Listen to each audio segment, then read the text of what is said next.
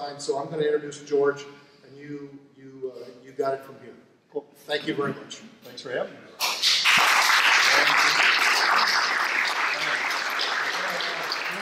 Like a set of bar stock setup.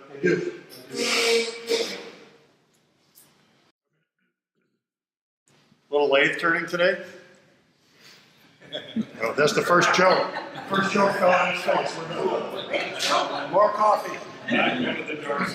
Okay. All right.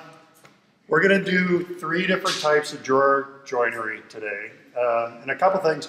We're going to do everything we can to make what I'm doing visible so that you can see kind of the minutia of the setup. There are going to be a lot of detail-oriented things that it's important for you to see. And you're recording this, right? So you can always come back and see it again. But if, as we go, there's anything that isn't as clear as you need it to be, just stop me, and we'll come back to it.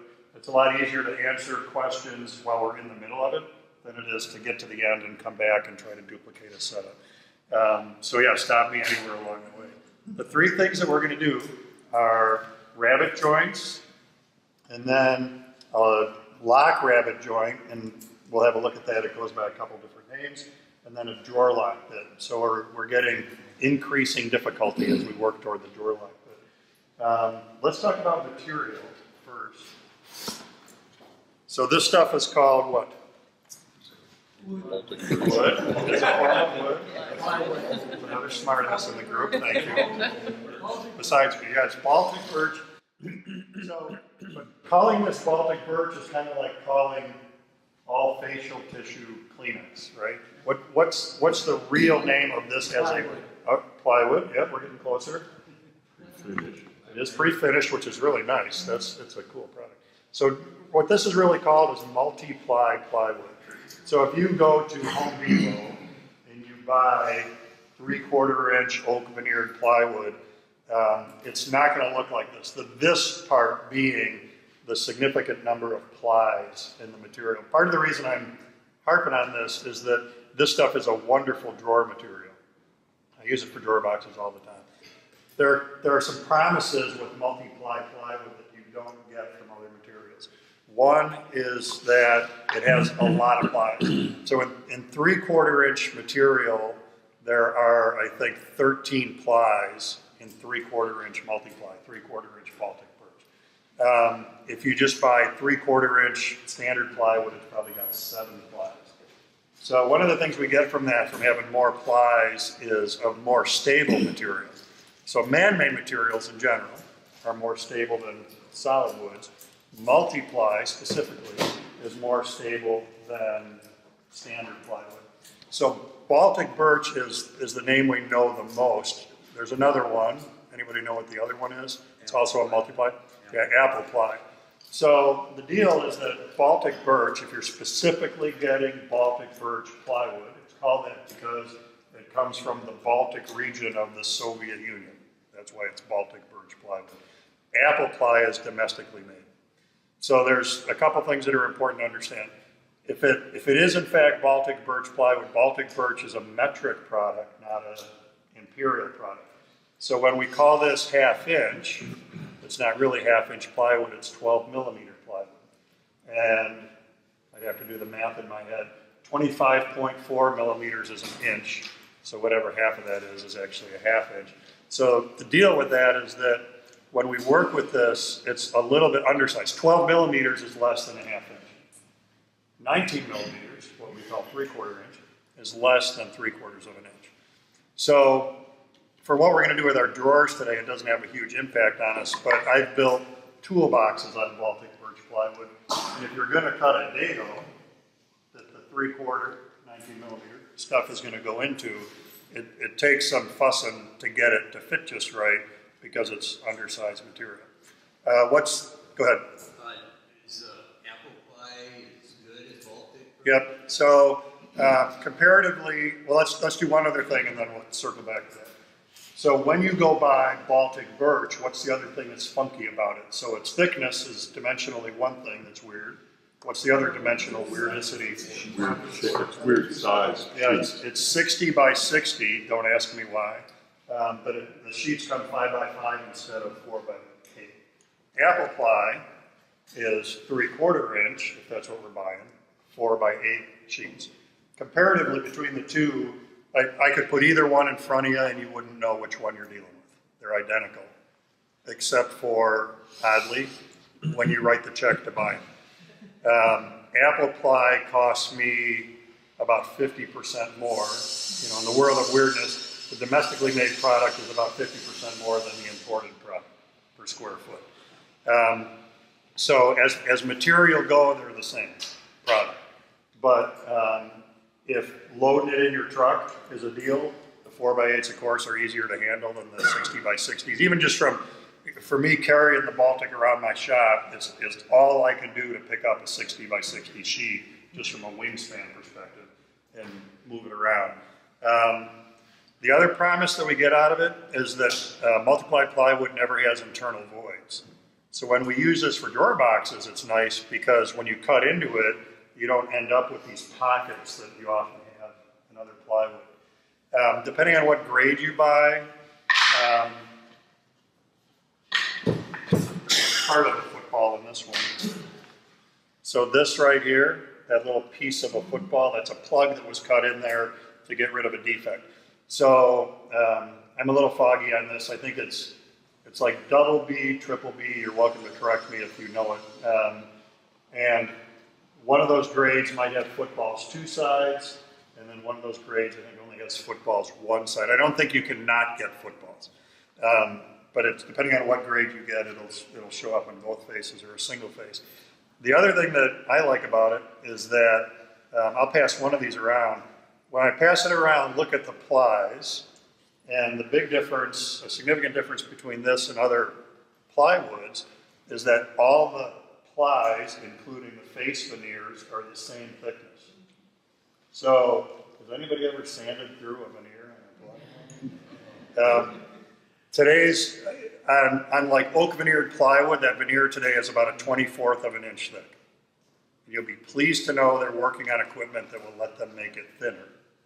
They're shooting for a 42nd of an inch if they can hit it. So when you're working with that stuff, I mean, if you look at it funny, you go through the veneer, right? And if I buy oak plywood, is it oak inside? Is the core of the plywood also oak? Yeah, no, it's some secondary material. It's popple or cottonwood or something. So when you sand through the oak or the walnut or the birch, whatever's on the face, you're looking at something that totally does not match what you just sanded through. So one of the things that's nice with the multiply is that the plies on the face are thicker. Thicker to the extent that I cut a lot of this on my CNC machines, and I'll send it through my surface sander to clean up the faces after it comes off the CNC. You got to be a little bit careful because you can sand the face when you're off.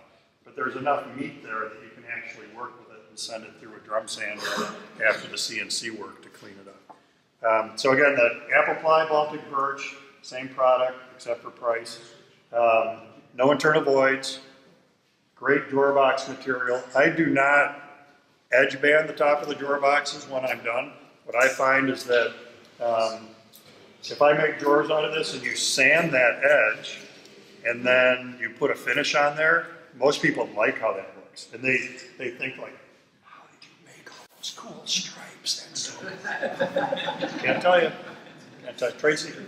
So, and especially when we look at the drawer lock bit and the lock rabbit, when those parts interlock at the corner, it adds another kind of cool gee whiz to it. That you get that sanded nice, you get a coat of finish on there, and it looks good.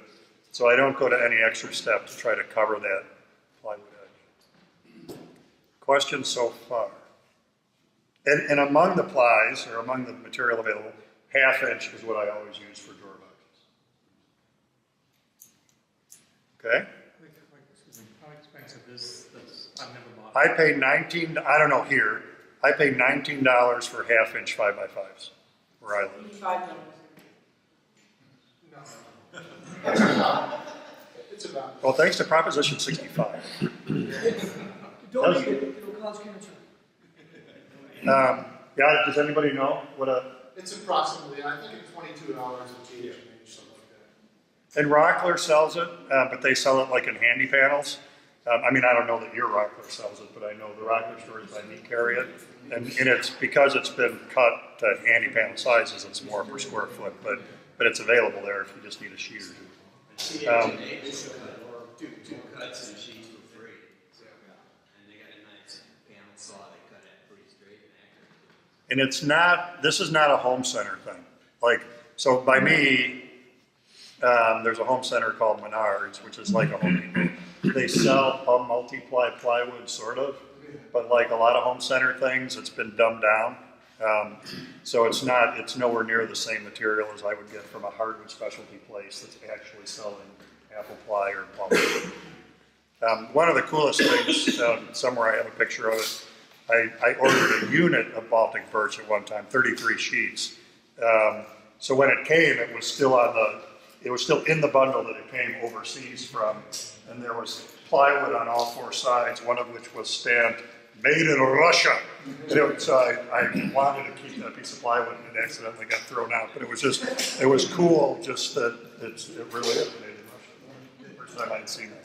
Does all the Baltic birch really come from the Baltic, or does some of them come from China now? I don't know for sure. I don't know for sure. It's not radioactive. I use it all the time. The commie ply, you know. From the Chernobyl area of Russia. Does anybody know the CH&H apple pie? Yes, they do. Yes, they do. A lot of the lumber sellers call it as 11-inch white pieces already with bulldoze on both ends. And use that until it's 9, 11, and 5 or 6. And you can cut it and make 2 drawers out of it. So that's what I use. You can buy it in 60-inch lengths, already bulldozed and refinished on the edges. So you make a drawer. So if it's a 60-inch length, it's probably Baltic, not apple ply. So does anybody know which store did you ask? CH&H? TH&H sell apple ply? Yes. Yes. So is Ross, I guess. Ross sells Okay. Other questions before we jump into a joint? This being California. I love the no smoking sign in my hotel room. It's got an X through a cigarette and a marijuana leaf. Just in case you weren't sure on what smoking really Is that hourly rate at that place? It's somebody here recommended it. All right, rabbit joint is the easy one. That's low-hanging fruit. We'll do that one first. If I was a dry race, I'd do it. Okay, so rabbit joints are crazy simple.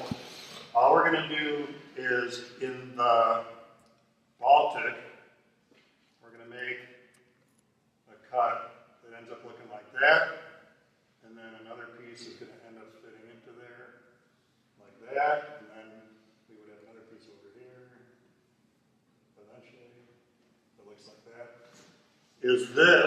Are the vertical pieces in this drawing the drawer sides or the drawer front and back? Sides. Let me ask again. Are the vertical pieces of this drawing the sides? So here's the way to think about drawers. We want to make a drawer box, and this is dovetails or what we're doing today. We want to make the drawer box such that it's as hard as possible to pull the front and the back off. So traditionally, this would be your front, and then there'd be another piece here. This would be a side, and this would be a side.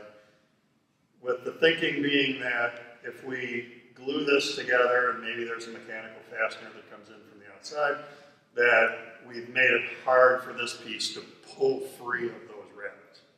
So the rabbit joint that we're about to cut, we would cut into the drawer sides. And we'll do the same exercise with each of the joints that we're going to create. George, why is it any easier to pull it one way than the other? Because I said so. In the case of the rabbit joint, it's probably not significant mechanical. I mean, there's no mechanical grab here, like there will be on the next two.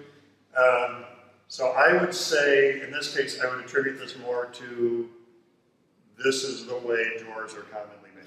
And not, I mean, you're right. When we glue this together, if we did some kind of a fracture test on this, would it take more PSI to do this than to do this? I don't really know for sure. But typically, this is how drawer boxes get put together: is you rabbet the sides and you make the front and the back into it. To compensate for that, I use a little Miller dowels on the sides and come in on the sides on all my drawers, especially towards the top, because it's a single one wall, so that you can't pull them off. To get another And that makes plug in there. That makes them bulletproof. Miller dowels are cool products. We can do all of the work. Oh, go ahead. Is there any advantage of doing a double rabbit for, so I've seen somewhere they do a rabbit also on the front side as well. So, Well, that's kind of what that is what we're gonna do on the second joint. Yep, lock rabbit. We can do this whole joint with just a regular straight bit.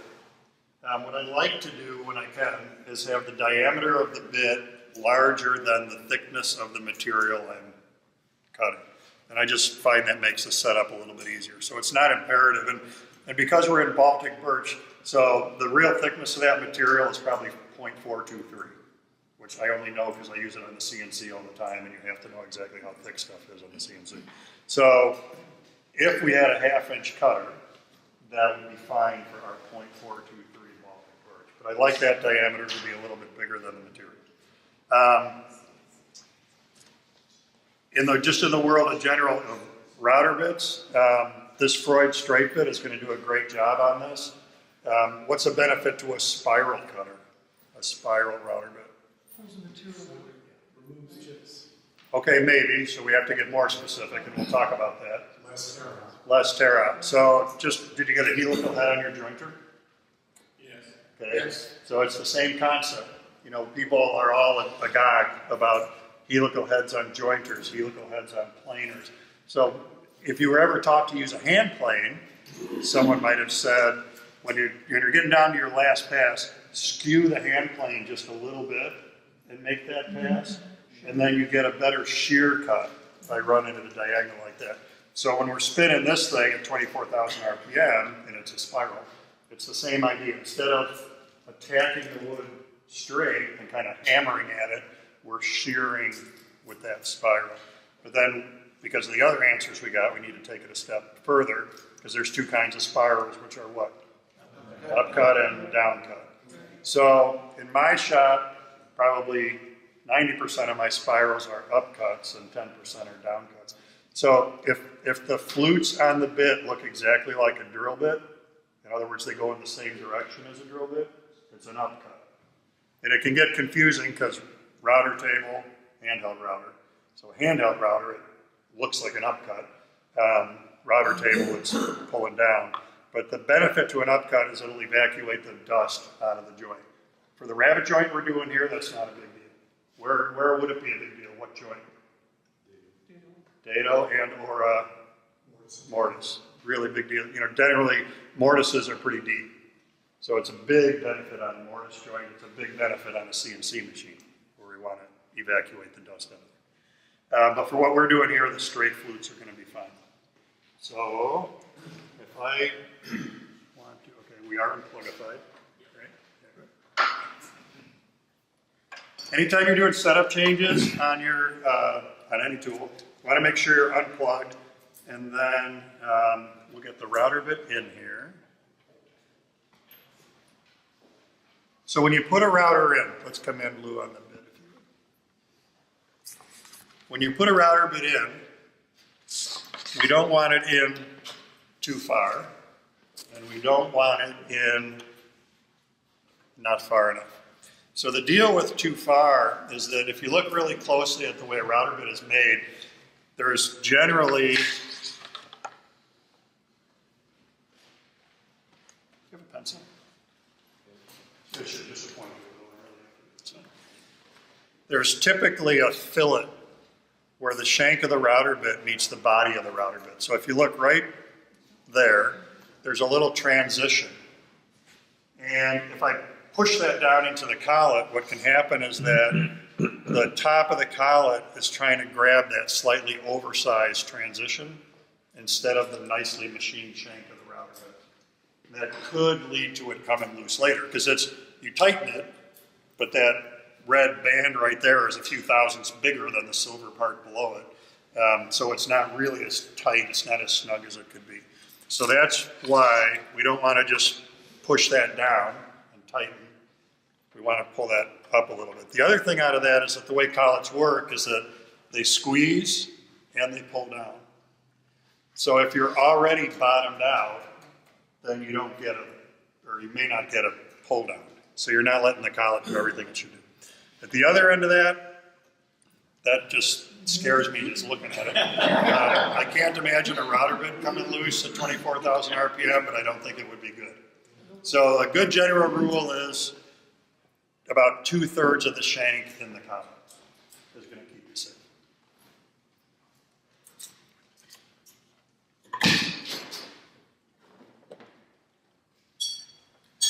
Then, for tightening, if your knuckles are turning white, you're tightening this more than you need to. Same on a table saw blade.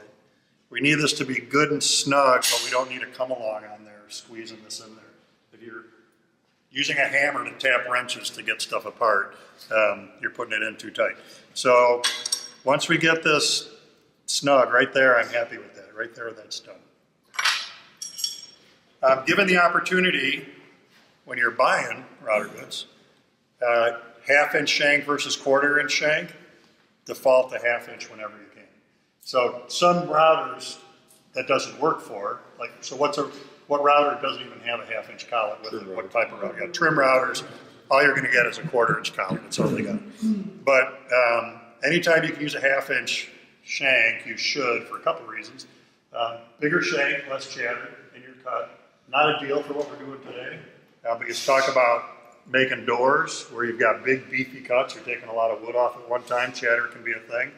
The other thing is, I can never remember the geometry, when we double the diameter, the circumference, I think quadruples or eightuples, one of those two. So there's a lot more surface area between the collet and the shank on a 1/2 inch bit than there is on a 1/4 inch bit.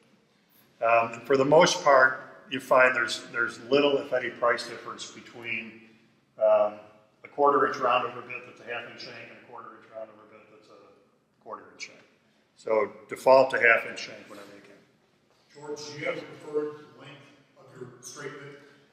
Most of I use this particular Freud cutter all the time. A 1 inch cut length is pretty versatile. I've got a couple that are longer. Those are actually spiral cutters that are specifically for real deep mortises. I think I've got a CMT spiral cutter that's got a cut length of a couple inches on it. Doesn't get used very often. That 1 inch is pretty versatile. All right. If you don't yet own gauge blocks, what's wrong with you? You should. One of the things that I do in my woodworking all the time is I avoid measuring at every cost. Whatever I can do to not measure, I will do. So gauge blocks are an example of that. Transferring measurement is an example of that. If you've watched cabinet making videos, I'll make an entire face frame without ever using a ruler, because we just transfer all the dimensions from the case of the cabinet to the face frame. And at the end of the day, I don't care how big the face frame is, but it's really important that it covers the case. So doing it that way, I know I'm going to get that. So with gauge blocks, these are wonderful things. And for me, I think it's a throwback to my machine shop days when I was doing metalworking. Because in a tool and die type environment, you gauge so many different things to get accurate setup. So here, what I find with gauge blocks is it makes it easier to do the setup, and it gives me better repeatability. If I measure the height of this bit to a ruler, I love my folding ruler, I use it all the time, but if I measure it with a ruler, and then have to come back and do that again, versus set it to a gauge block and have to come back and do that again, I'm more likely to get it right the second time off a gauge block. Something like a plunge router, you're setting depth for a 1/4 inch cut. The easiest way to do that is to use a gauge block in between the stop rod and the turret. Drill press, dado head, there's a billion different ways to use gauge blocks. So for us, when we make this joint, General rule of thumb is the depth of a rabbet is half the thickness of your material. And I'll give you a qualifier for that in a second. If I'm doing a drawer box, that's the rule I'm going to use. It's half the thickness. Now, a couple minutes ago I said this Baltic birch is probably 0.423, so our rabbet should be 0.21015. You already know enough about me that ain't going to happen. 0.250 is going to be plenty close. So don't pull your hair out trying to get exactly half. We can call this 1/2-inch plywood, so we can call this a 1/4-inch rabbet. That's going to be fine. The exception to this rule comes in cabinet making, and a rabbet joint is very, very common in cabinet construction. So the rule is half, which is what we're going to do, half the thickness, or 1/3 the thickness. The 1/3 the thickness will come into play if you're building a cabinet that has, it's such a big cabinet. That's the deck or bottom. And it's such a big cabinet that here we have a mid-wall, or what some people call a party wall, because that's a cool name. So if I have a mid-wall and I cut a dado halfway in from one side and then halfway in from the other side, that could be a bad thing. So in this case, where you have a mid-wall, then this is where you go to the 1/3 the thickness instead of 1/2 the thickness. All right, here's how it comes into play for what we're doing. This router table has a router lift in it, which is cool, but you don't have to have a router lift to do anything that we're doing here. It's going to be really, really nice when we get to the drawer lock bit that we have a router lift, because their tiny adjustments are the difference between a good fit and a bad fit. But I've cut these joints bazillions of times by reaching under the table and adjusting a motor. So it can be done without a router. When the insert goes in, you want to keep, obviously there's one distinct way for that to go. You want to keep the hole in the insert as close as possible to the diameter of the cutter. That's a safety thing, so that stuff can't get caught down in that hole. Then, take your bar stock, he says.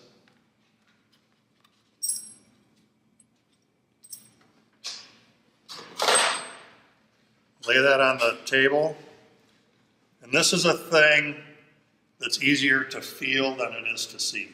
So I'll just run my finger across the top of this, and I'm feeling top of the carbide, top of the bar stock.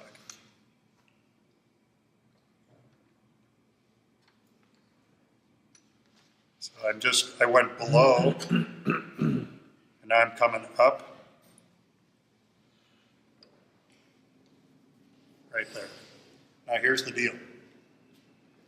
A thing that I try really hard to teach in my classes is consistency is typically more important than accuracy. So what does that mean? Once this is set, I want to have all my drawer stock ready to go. Maybe this is a 1/4 inch, maybe it isn't. But if I'm making drawers, and they're going to go on full extension slides, which means I'm going to have a cabinet, metal slides, can't send those through the surface sander to readjust them, metal slides, and then a drawer box. That drawer box has to be exactly the right size. So it's critical that when this rabbet is cut, and that's my drawer side, that I know what that dimension is. So I can dimension the drawer accurately. I need every one of my drawers to be the same size. So I'm not worried about doing a test cut here. Feeling this tells me, I think we're at a 1/4 inch. I'm then going to make all my drawer boxes using this for my rabbet joint. And I want to make sure I have all the parts ready so that I can do all the drawer boxes at this stage. So that's a plan your work and work your plan part of the woodworking. So that we don't have to come back and duplicate a setup. It's gonna happen every once in a while, but you really should go to great lengths to try to not have to do something twice. Because we're humans, and you may or may not get this identical. So you make your drawers first, or before you make the cabinets? No, always cabinets first. Cabinets. So for me, cabinet making is start at the wall and come forward. Okay. So start at the wall is how big does a cabinet have to be? Then I build the case. Not until the case is done do I do the face frame. Not until the face frame is done do I do drawer boxes and doors. So everything is moving front to back. And so other cabinet makers will do face frame and then build the case behind it and the drawers and the doors in front of it. That's wrong. No, it's different. Many ways to skin the woodworking cabinet. It's just a different way to do it. But for me, I bring all my dimensions off the case forward. Okay, height of the router bit is right. I find in most of these router lifts, you don't have to lock this, but I don't know, I will. Just because the mechanism is good enough, they just hang there. So height is right. What's the other thing we got to set now? Got to set the fence. So what we know, I can do a little of this too to make your life easier.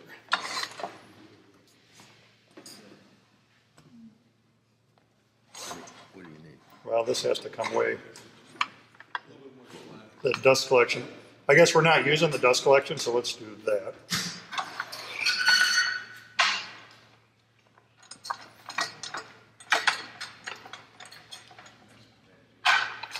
All right. So keep the hole, or the insert in the table as close as you can to the diameter of the cutter. Keep the hole in the fence as close as you can to the diameter of the cutter. 1, safety. 2, you'll get better dust collection if you're funneling that opening down instead of leaving it huge. Here's what we know. This material is some thickness, right? Like 0.4, whatever it is. So at this stage of the game, what I could do is get a ruler out and then try to find on my handy-dandy folding ruler 0.423, and all right, you're figuring out that ain't gonna happen with me. So instead, I'm gonna take my drawer front, which that's what the rabbit has to fit, and do this. And I'm gonna gauge the position of that fence. So let's go, I'm gonna spin this just a little. So gauging the position, and I do this exact same thing on a table saw with the dado head. When I'm gonna cut rabbits in case sides for the top. I bring this fence over until that carbide is a fingernail catch past the face of the piece. So it's in dimensions, it's probably a 32nd of an inch or so. But like setting the height of the bit, this is easier to feel than it is to see. Now what's critical about the bit position right now? Or the bit rotation? Well, our cutter has to be 90. Yeah, I've got to be at what in like automotive we would call top dead center. So I've got to have this turned so that that carbide wing is at its maximum circumference away from the fence. Then, the other thing that'll make my life easier is lock one end of your router table fence. So now we're just pivoting on the other end, and that makes it easier to micro adjust. Then, bring the material in, mess with this end until I can feel that fingernail catch. By leaving that fingernail catch, what's that doing when I cut the rabbit? Making it too what? Too wide. We're making a rabbit bigger than the material that we're working with. I'm doing that on purpose. So I will, just trust me on that, and if I forget to say this, remind me that I was going to say it. And I think it's easier once we have one cut to talk about why I do that than to explain it now. With me so far? We're going to make chips. Do you mandate everybody puts on in the audience safety glasses and ears when we do this, or is it just every person for themselves? Well, no, we do normally. So if you're going to do hearing protection, this would be the time to procure it. because we're about to make a cut. What? No. So, a few years ago, I don't know why I went, but I went to get my hearing checked. And they said, oh, yeah, well, there is a problem. Your hearing's okay, but you're going to have a hard time hearing high noises like women and children's voices. The problem being... Okay. Now, if I was electricity... Over here. Give me the cord.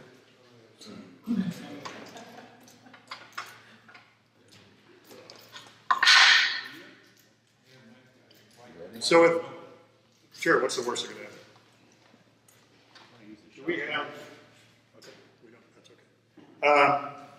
So what's the other thing that's really important when you're using a router, handheld or in a router table? The other big setup thing that you need to pay attention to, something on the router itself. Well, feed direction, we'll talk about that, the router itself. Yeah, and also, so if you have a router table, you need an external switch. Don't rely on reaching under the table to turn it on. Speed, somebody said that's a big deal. So with this 3/4 inch bit, we can easily run full bore. We can easily, this is a Porter cable 7518 in here.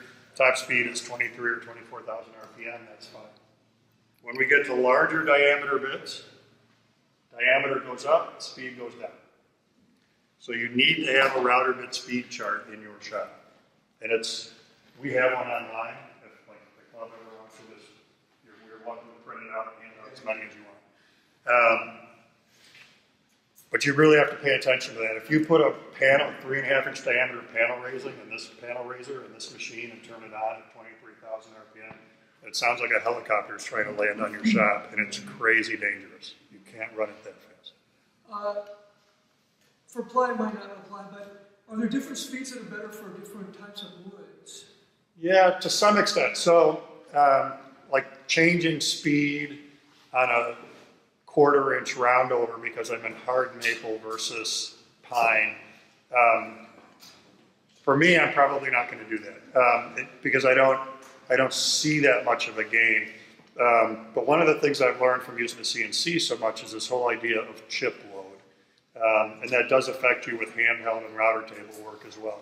So I would say it's more likely that if I get into a real hard wood that I'm going to do a mortise in, so like a mortise in hard maple versus a mortise in pine, then I might lower the RPM so that the bit has more opportunity to cut instead of rub.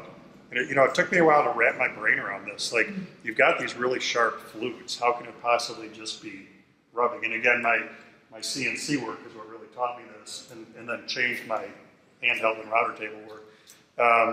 So when you get into hard materials like that, it can be a benefit to lower the RPM so that your feed rate stays the same, but you get the right chip size out of the mortise.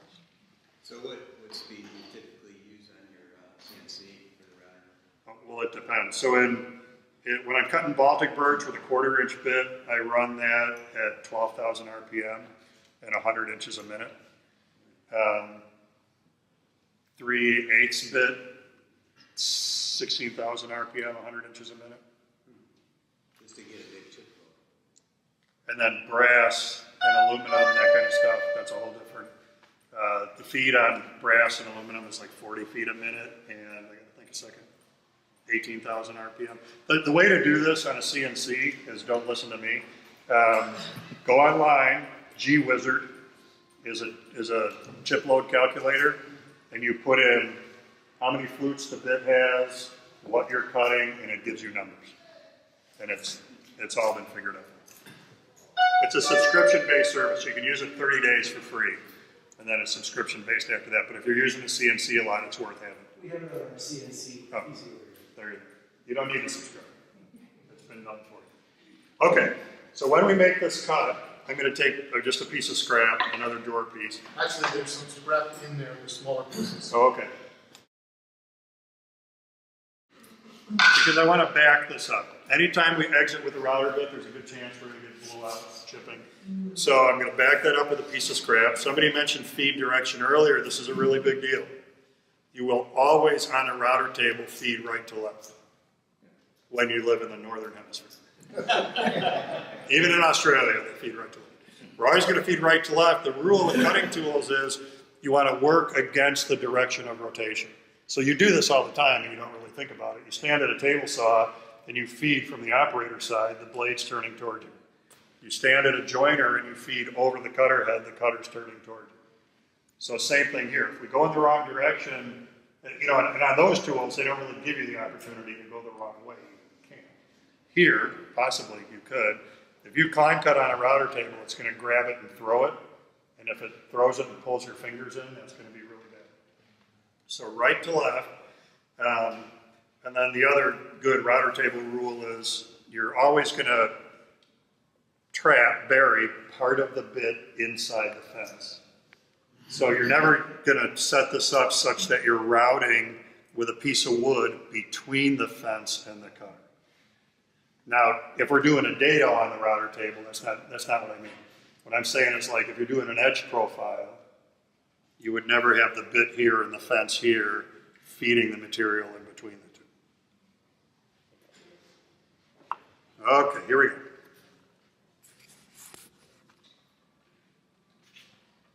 On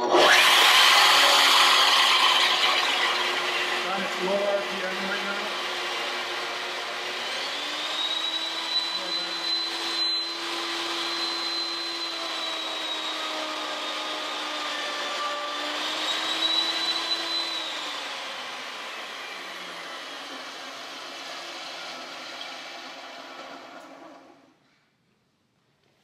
Okay, so then our test, I'll have it here, is to do this and put the material in the rabbet and see what we get. So I would do this test cut first to make sure that we're getting what we want before I cut my real drawer box pieces.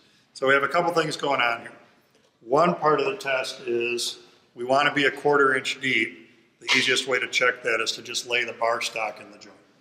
Same thing I do with dados, Daddy-O. I just lay the bar stock in there. Then feel across the top. If those are flush, your depth is good. Our other test is to put the material in the joint. And what we're going to get from this, and I'll pass this around, is there's a little bit of a lip right there because we intentionally cut the rabbet too wide. See how I roll you into this? We intentionally cut the rabbet too wide. We screwed this up really bad. No. We intentionally cut the rabbet too wide. So here's the deal. Another crazy thing with my woodworking. There's lots of opportunities to make mistakes. Given the opportunity, I want to make the mistake intentionally that I know I can fix. So here, one of three things is going to happen. If I cut this absolutely perfectly, this end will be perfectly flush with this face. This end will be perfectly flush with this face. That would be great. It would require me standing here and doing test cuts at the router table for like half an hour to get that just right. And then woodworking being woodworking, I don't really know why, not every piece you cut is going to come out perfectly. And if we end up with one mistake, which is the face of this piece past the end of this, not a big deal, we just sand this down, right? So a couple problems with the sanding idea. One, it's sanding, who wants to do that? Two, with veneer on plywood being thin, you've only got so much sanding room you can do here to flush it up. Three, it's not just sand this corner to make it flush, it's sand the entire face of that piece. So one, they come out flush. Two, the face of the front projects past the end of the side. I don't want that. Three, the end of the side projects past the face of the front. That's what I want. Because this I can fix really easily. So what's a solution for this? I glue these together, and then what could I do to flush these up? Flush trim bit. Who said sand? You might have to leave. The S word. Hand playing, I'm not a hand tool guy, but it could work. For me, it's going to be a flush trim router bit. So we glue this together, after the glue is dry, and this could be a cabinet, and I'm doing the exact same thing. After the glue is dry, flush trim router bit, the bearing rides here, the carbide takes off whatever sticks past this face, and it looks like you made it perfect right from the start. So it's a much simpler way to put these components together. That means you gotta build all your calculations into the fact that you're overdoing it. Yes and no. It's a 32nd of an inch. So when I'm doing a case set, if I'm building kitchen uppers and they're 30 inches tall, I don't make them 30 in a 32nd. Because, why? What did I say like half an hour ago? Consistency is more important than accuracy. So when I do my uppers, they all get treated the same way, and I hang them on the wall. And the only, we as woodworkers are going to say, well, they were supposed to be 30, but they're actually 29 and 31 32nds because I did this flush trim thing. And then nobody's going to know. So here on a drawer side, if you're using mechanical slides and they're 16-inch slides, and you cut this drawer side to 16, which is what I would do, and it's now 15 and 31 32nds, you're still going to be fine. So it's a great question, but dimensionally I'm not incorporating the anticipation of this trim into the dimensions of what I'm making. I just let it go.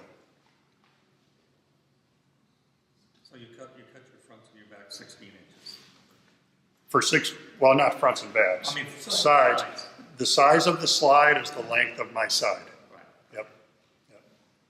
And here's, so for me, with my woodworking, one of the things I did for quite a while was run a commercial cabinet shop. I was production manager of a commercial cabinet shop.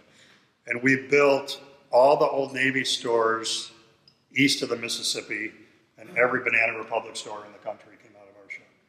So I had 13 guys under me, and 13 men and women under me in the shop. We were doing 1.5 million in trade a year. So techniques that would let us push stuff out the door accurately, well, quickly, and solidly became really, really critical. So a lot of what I do in my woodworking today is a byproduct of streamlining those processes and getting stuff to work well in that kind of environment, and then translate it into the woodworking I do today. So when I'm, still in my shop, I'm doing a onesie-twosie kitchen for somebody, I incorporate those same kind of techniques. So that's where that kind of thing, part of where that kind of thing comes from. All right, we went rabbit hunting and we were successful. The way that is, so I wouldn't do any tweaks here, and we'd be ready to go with all of our drawers, and we're set to cut all the rabbits. So, I got a question on, Yep. on the front and back then, you're not cutting those at all? No, so you don't do anything to the front and the back. Now, here's what's critical. Let's do this. So how's the glue work? Does the glue stick if they're pre-finished? Well, even with this pre-finished, I think you'd still be okay because you have so much raw wood here, and you have raw wood on the end of this. So you're still going to get a good bond out of this. It'd be better if this was also raw, and then we could get a little glue against that shoulder to do this. But you're going to get enough of a bond this way between those two surfaces that you'd be okay. But dimensionally, we need to talk about something. So let me do you have digital calipers? Let me cut one more piece.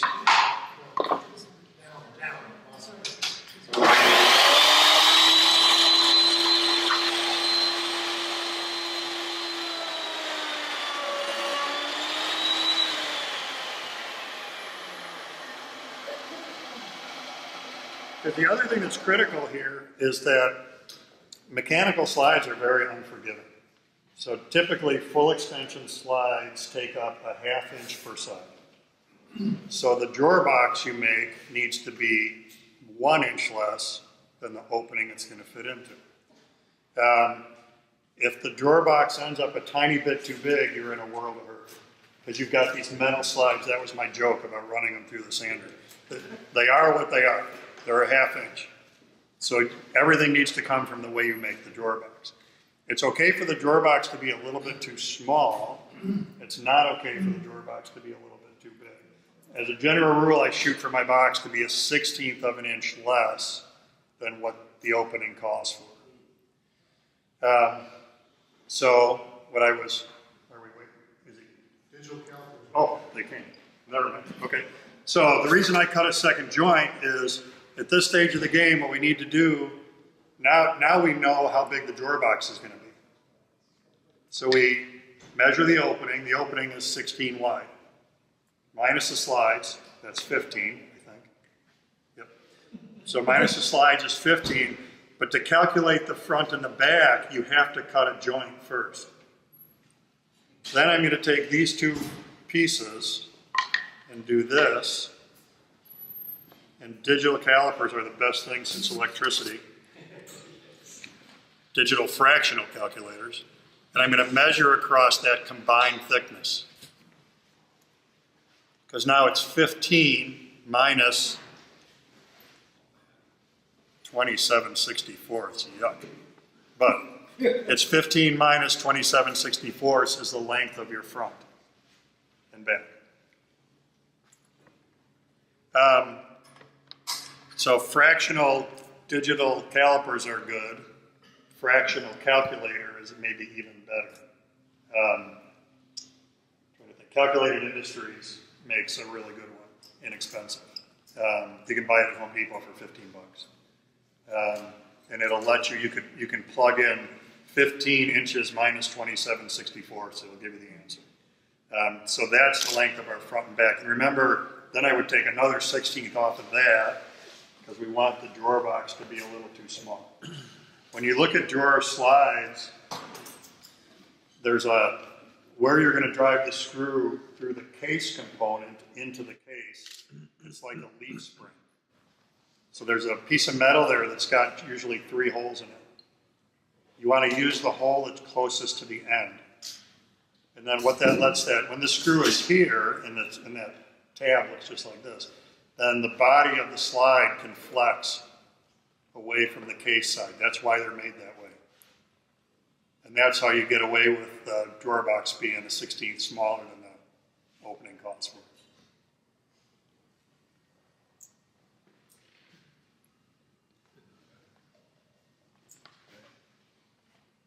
Is there a particular drawer slides that you like? Accurite. I've used a lot of Liberty stuff recently. I get that on Amazon. It's an inexpensive slide, but it's been working well. I really like I've fallen in love with self-closing slides. They're so cool. You get to like the last inch of travel and they just Like the Blue Motion ones? yeah. Yeah, Heffley is good. It's just that slides are so stinking expensive, and that's how I ended up at the Liberties, is because they're quite a bit less expensive than Bloom or Heffley or Nabdoid. But those are all good slides.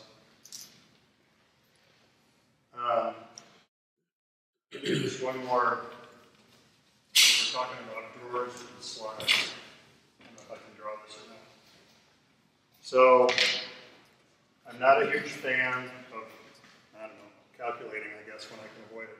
So imagine, so we build a cabinet, face frame, style, face frame rail, face frame style. This rail defines our drawer box, which in kitchen cabinets, this is usually 5 inches. So now we're to a point where we know the opening. So we did my work from the wall thing, start at the wall. We built the case, we made the face frame, we're ready to make a drawer box. What I do for this is I then take my drawer slides and I put one against that style. Then I put the second slide against that one. And then I measure to here. So kind of the natural thing is measure the opening, subtract an inch, which is basically what we're trying to do. But this, again, just like conceptually with how I do my woodworking, using gauge blocks, transferring measurements, if I do this, it's one less mental error I can make. When I physically measure the thickness of 2 slides in the opening, what's the difference? This dimension, minus a 16, is my drawer box. So it just makes it a little easier than doing it. All right, so far, rabbit questions? Well, one question, but it's, what makes the determination between using the rabbit joint and the other joints? Is it just simply cost and time? Of what Well, you've done it's a great question. This is crazy easy. I'm not a big fan of I'll use a rabbit joint on the back of a drawer box, like when I dovetail the front. Because the back of a drawer gets no stress. It's the front of the drawer that carries, that you're pulling on all the time. So rabbits are really easy to make, but there's no mechanical gravity. So the next two that we're going to do, in addition to having glue in them, they're all going to have glue in them. And given a good joint, today's glues are stronger than the wood you're putting together. But there's no mechanical hook. So the next two we're going to do provide a mechanical hook. So I'm not keen on rabbiting all four corners of a drawer because I don't like the lack of strength it provides for the drawer front. But I would use a rabbit on the back, like I said. If I had dovetails on the front, I'd maybe rabbit that. Anything else? Rabbit hunting? All right, I'm going to undo what I did. If you want to unplug me, and then we'll do lock rabbit next. So any great time if you've got just general questions of any kind, if you want to throw them out there. I'd be happy to baffle you with. George, I didn't quite get what you were saying about the screw placement on the door slide. Do you guys have a set of slides in here by any chance? A set of full extension slides of it? I mean, even if they're on a drawer, we could look at it.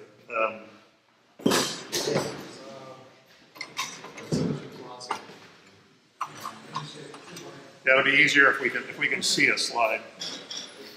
While we're waiting for that, we've got our digital tools guru is in the audience, and he is anxious to hear your comments on No, I don't think those have them. the use of CNC in your shop. Yeah, these don't. These epoxy mounts won't have them. It's the full extension ball bearing, like 100-pound slides is what I usually buy. He went to look for it. Okay. So use of CNC, like in what? How? What? Or what's? So you went from one context in your background to now having 5 CNC. What is it in your thought process when you want to use CNC as such a potent tool in your arsenal? They're cool. Chicks dig them. All right. No, I'm a great poster child for CNC, I think, because I got my first one. A friend of mine worked for Shopton, and he said, "I think you would like this." And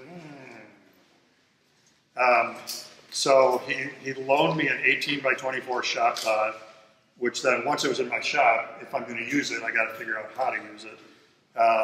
V-Carve is the software that's real ubiquitous to a lot of these CNC machines. Okay. So honestly, it sat there for the longest time. I was helping my daughter at the time make an electric guitar, and I was very torn between when we cut this African black limba that we paid like $100 for a piece about this big. It'd be so cool to CNC that Firebird shape instead of bandsaw, but I wasn't brave enough to do it. So in the end, I can't remember what project drove me to it, but I just started messing with it. At that point in my life, I use a computer all the time. You can listen to it. I'm not sure these have either. I'll look. I use a computer all the time, word processing, video editing, photo editing, but I had never drawn anything on a computer. I'm fluent in SketchUp today. I was not when I got the Shopton. So I had to learn to use V-Carve. I had to figure out, well, how is this going to incorporate into what I want to do? And so it was a thing where, for me, the more I used it, my brain just started to spin with, well, I could do this. And the more I understood it, the more I saw the possibilities that it offered. When I was a kid, I was raised by a substitute father who was an amazing carver and tried to teach me a number of times how to carve. It's not in these fingers, it's just not. However, I can grab 3D clip art and put it into a board. And I realize I'm not carving this. I get it. I'm CNC cutting this thing. But it lets me put an eagle head into a piece of work that I can't possibly do with my hands. It allows me to, in my shop where I'm trying to do woodworking to make a living, that's an employee that shows up sober every day and can always read a tape measure. Well, I mean, it is what it is. You know, it's hard to get good help. It's a machine that can be running and producing stuff while I'm doing 16,000 other things. So the creative capability of it, I mean, now my daughter works for me. She's 21. What she likes about it is, like, we're kind of over the it'll cut wood part. We've cut brass, builder's foam, polycarbonate, used a diamond drag on granite and glass.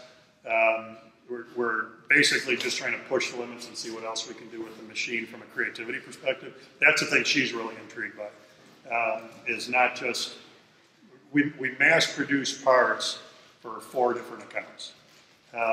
So that's how we're monetizing the CNCs that way.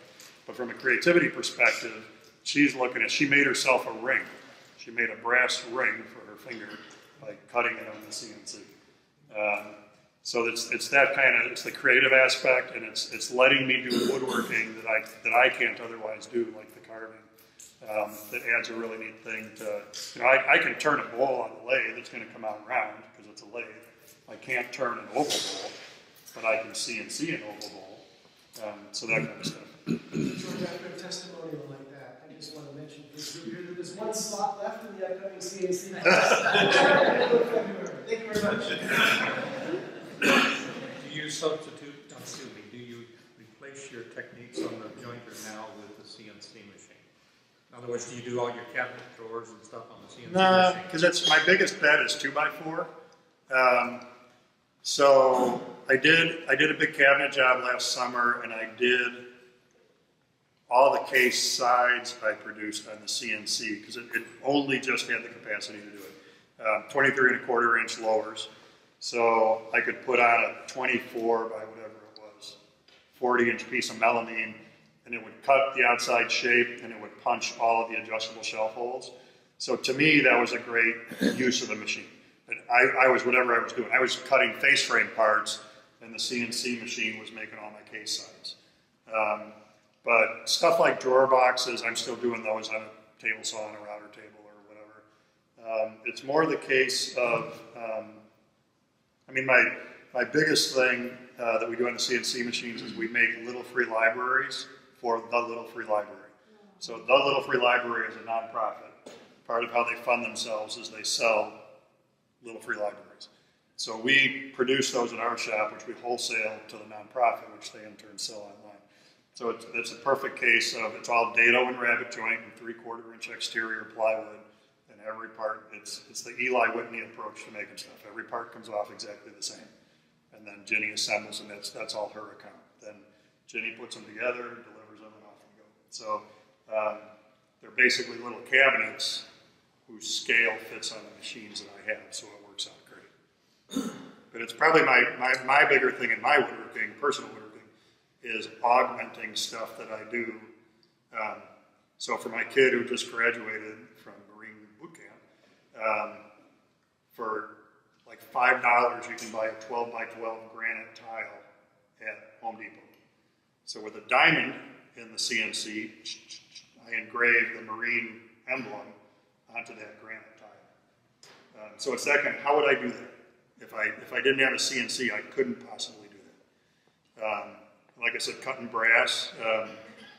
I'm in the midst of a table for my daughter. It's a cookie. It's a log cookie with a big crack in it. So I'm going to bow tie, I'm going to bow tie over the crack, but with a brass bow tie. So I cut that brass bow tie on the CNC, and it's a walnut slab. So the brass in the walnut is going to look really, really cool. But I'm still going to hand cut, you know, the negative profile that's got to go into the cookie. I'm going to do that with a router. All right. Yep. First line. Oh, yes. Good somebody knows. Yeah, I'm not sure these have.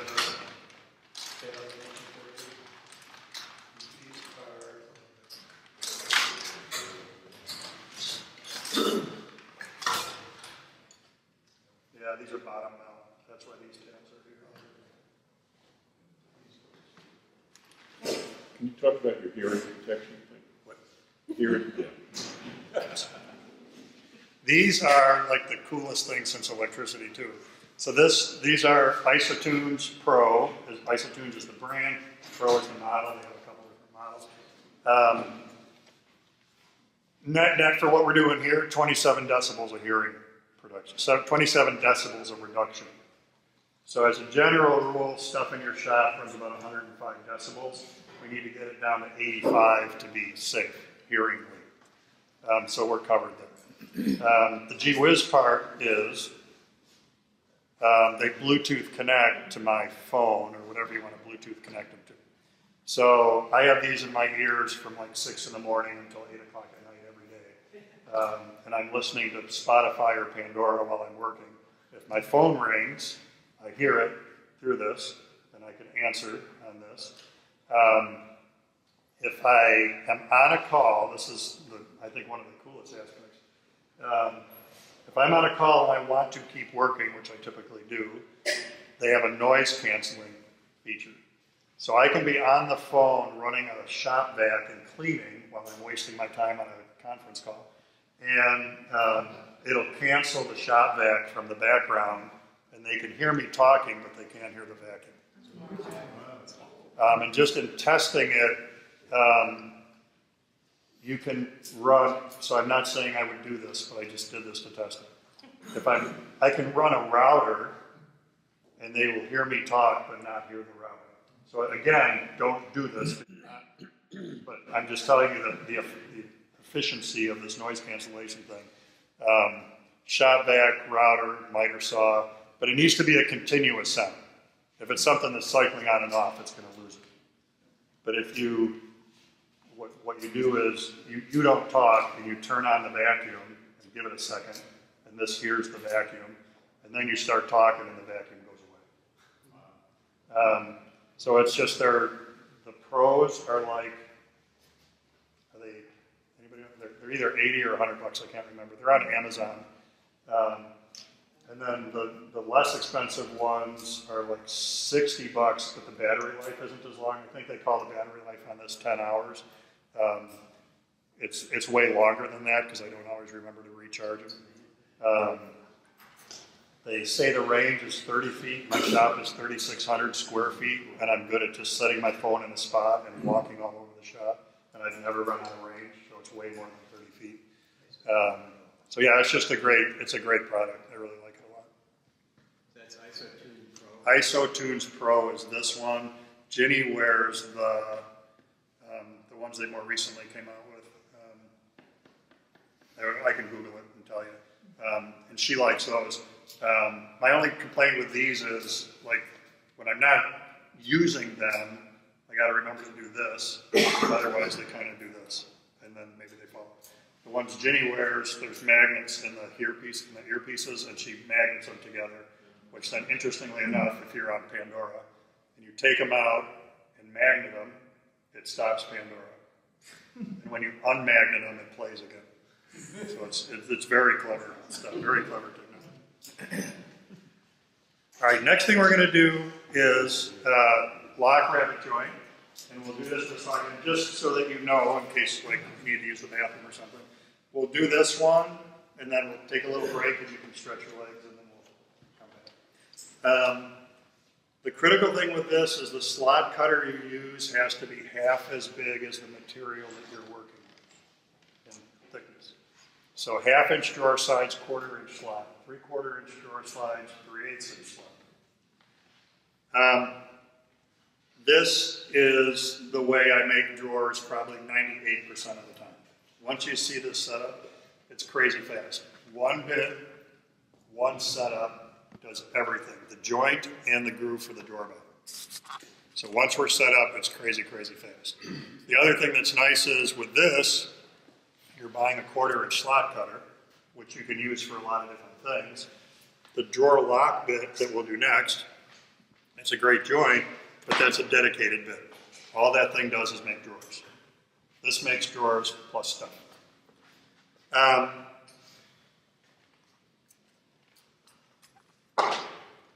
Bigger diameter cutter, lower RPM. So my rule for that is always change your RPM before the bit goes in, because it's too easy to get distracted. I put this in, and then I'm going to change the RPM, and then I get a call on my isotunes, and I talk to my kid, and then I come back, and I forget that I didn't change the RPM, and then things go bad. So just get in the habit of reduce the RPM first, then put the cutter. We don't need a lot of depth of cut on this. And the wings on this are bigger than what we need, but that's not, it doesn't hurt us. I'm just pointing out that if you get a slot cutter of a smaller diameter, you're still going to be okay to make drawers with it. So what RPM do you use for the 1/4-inch slot cut? I went down a click, so that should put us at about 18,000 RPMs. Okay.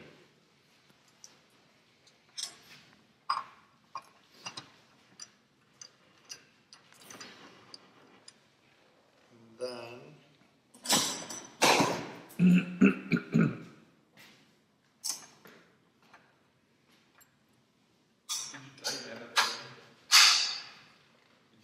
yeah. But thanks for checking. Thanks for asking. Now,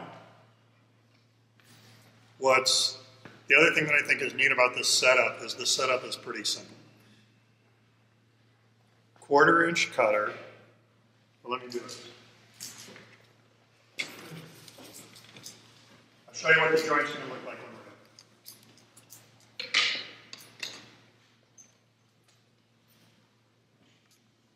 Drawer side. Drawer front and back.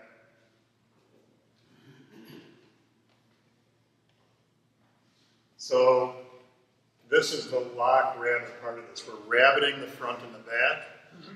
We're dadoing the sides.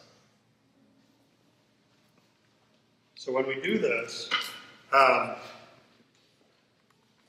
because we're a 1/4-inch slot cutter and 1/2-inch material, everything is about your 1/4-inch bar stock. The distance from the table to the bottom of the bit is going to be a 1/4 inch. I'm going to raise the cutter until that just sneaks under there, and don't sweat it too much because a test cut is going to tell us if you did that right. But right there, I can just slip the bar stock under that carbide.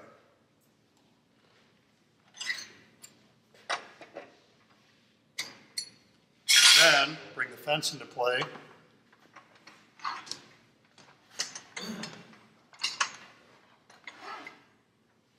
Get the hole in the fence just the right size. Riddle me this, Batman. When I set this fence for what we're about to do, how critical is it that that fence is parallel to the miter gauge slot in the table? 0. Right, not at all. So router table is a whole different thing than a table saw. This fence can be kittywampus and you're still fine because the rotation is horizontal. On your table saw where the rotation is vertical, the fence has to be parallel to that blade.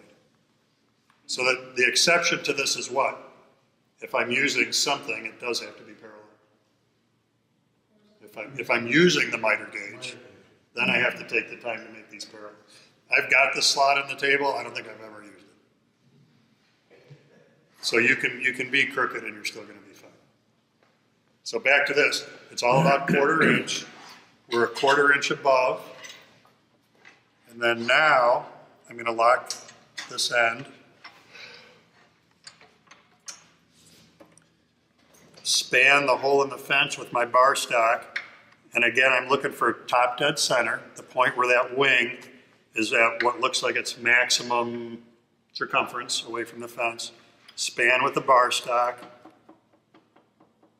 and make those even or so. As long as they're all the same, you're going to be fine. So this is not, here I'm not doing a fingernail catch. Here I'm shooting for carbide, even with bar stock. Bar stock is resting on the wood, not the roller. Correct. Yeah. It's not about the bearing here. Yep. Yeah. I'm bridging the fence. So what I'm shooting for is that carbide is now 1/4 inch past that fence. And that's not a problem to use a metal bar stock on touching the carbide? Oh, as long as they're just kissing, it's fine. But it's a great thing to think about, like at the table saw, when you take a blade off the saw, you should never set it on the cast iron top. You should never let a blade sit against a blade. A stack of dado is a different deal. But carbide is strong but brittle material. And just that incidental contact between teeth and cast iron can take a tooth off. But here, where I'm just gently putting that on there, you're going to be fine. For testing, we got to do two things. When you make this drawer, this piece, your drawer front and back, get fed horizontally on the router table, and your drawer sides get fed vertically on the router table. To know if this is right or not, we have to do both cuts. All right, set up questions, otherwise I'm going to make noise and chips. You want to use the little small testers in the test pieces? Sure. Yeah. I'm forgetting that they're here.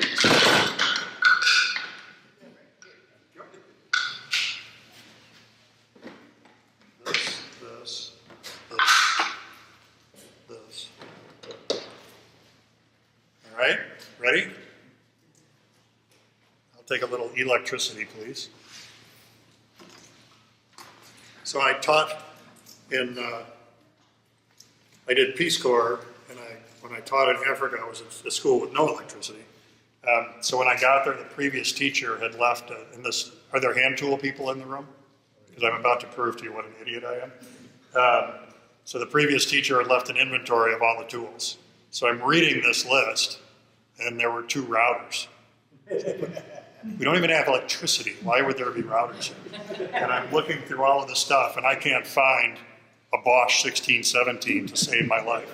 So it was about 6 months into my educating myself about hand tools before I realized there's a thing called a router plane that you use to clean out tables. So, all this time I'm like, I can't find the routers. What are those 2 funky looking tools? I don't know what those are, but I can't find the routers.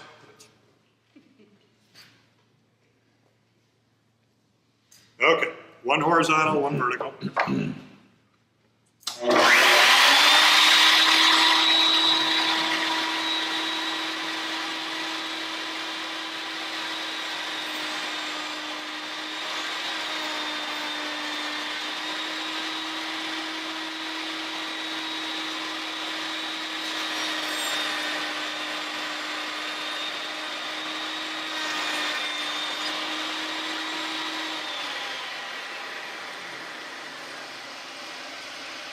Couple stumbles there, we'll talk about that. What do you think would be a good way to know if our fit is any good or not? Yeah, put the pieces together. Here's what we're looking for. When we do this, and this is, so joints in general, my test is, can I put them together with hand pressure? And when I lift one, does the other one want to stay stuck to it? Mortise and tenon, dado, same thing. So here, the fit of this joint is this, and you're a very good group because this never happens on the first try. The fit of this joint is great. But we're in the world again of one of 3 things can happen. We get a good fit, good job, or it's too loose, or it's too tight. So we got to think about this. Can you change the size of that slot? If the joint doesn't fit, can we change the size of that dado? No. No. You can, but it would be changing setup. Okay, so let's use the word no.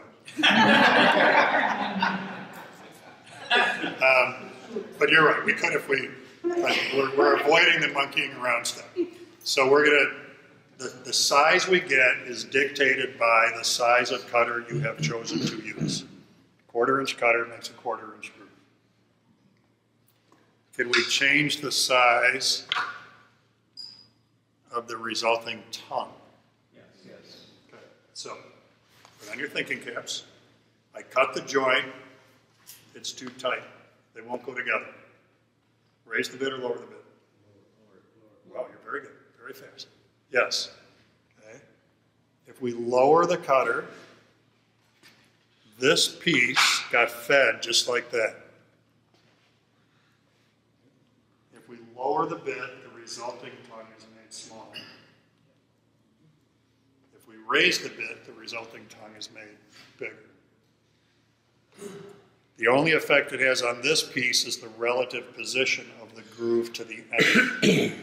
But this is where like the geometry of this thing all plays in.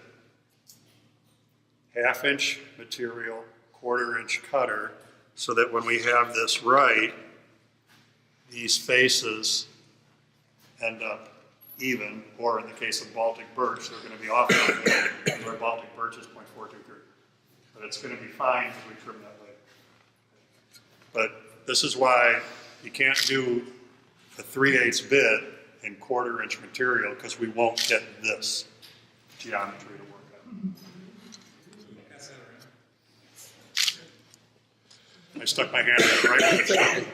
Because Baltic isn't perfect 1/2 inch, you're just always gonna have a little bit excess. Yeah, so you'll see when this comes around, there's a little, and I would just glue that together, flush trim it after. And this is actually, this Baltic might be, oh, I guess I can do it.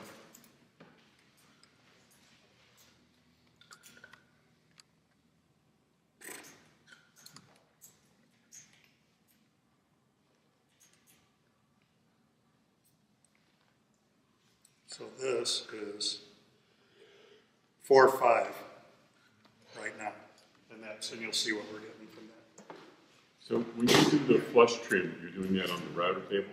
Typically, I mean, if it's a huge drawer, Right. then I'll take a flush trim router to it. But on small boxes, yeah, I'll do that here. Part of it, I use a router table whenever I can because dust collection is good. Where with a handheld router, you end up with it all over the place. Dust. So this is joint strong enough for heavy drawers? Yeah, so I've got a gazillion shop drawers made just like this. Like 100-pound contents or something, you can handle it? Yeah. Well, and so when we do the bottom, I'll qualify that a little bit. But as far as the corner joint goes, so what we buy here is we've increased the surface area over what we had with the rabbet. And now we have a mechanical grab between those two. So even if we didn't glue them, which would be kind of weird, but even if we didn't glue them, if you pull the front that way, you can't get it to come off of the side because they're hooked together. So it's kind of like a dovetail, you know. The whole deal with the dovetail is the tails are in the side, the pins and sockets are in the front. So you can't separate them in that direction. Same thing with this one.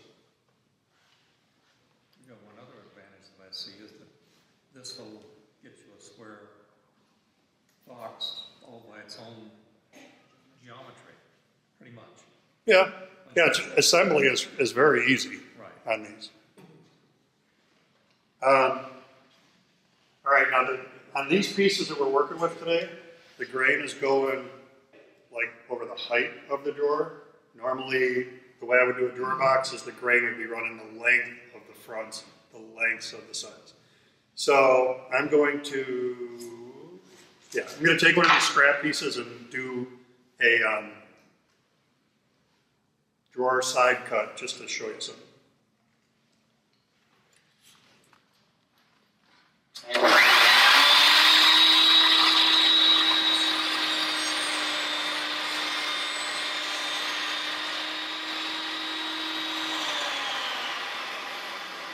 This didn't come out too bad too bad. What I'm looking at is the chipping there. So one of the downsides to Baltic birch is it is a very chippy material.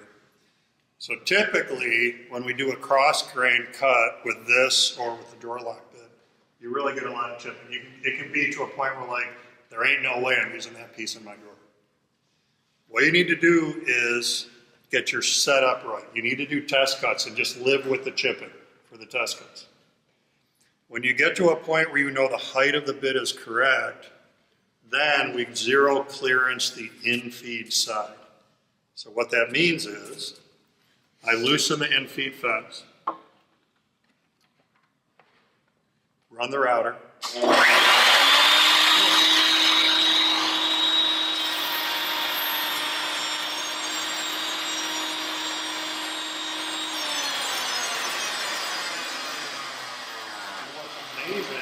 is that on the first go-round in Baltic birch, the chipping is like the Grand Canyon on the inside of your door.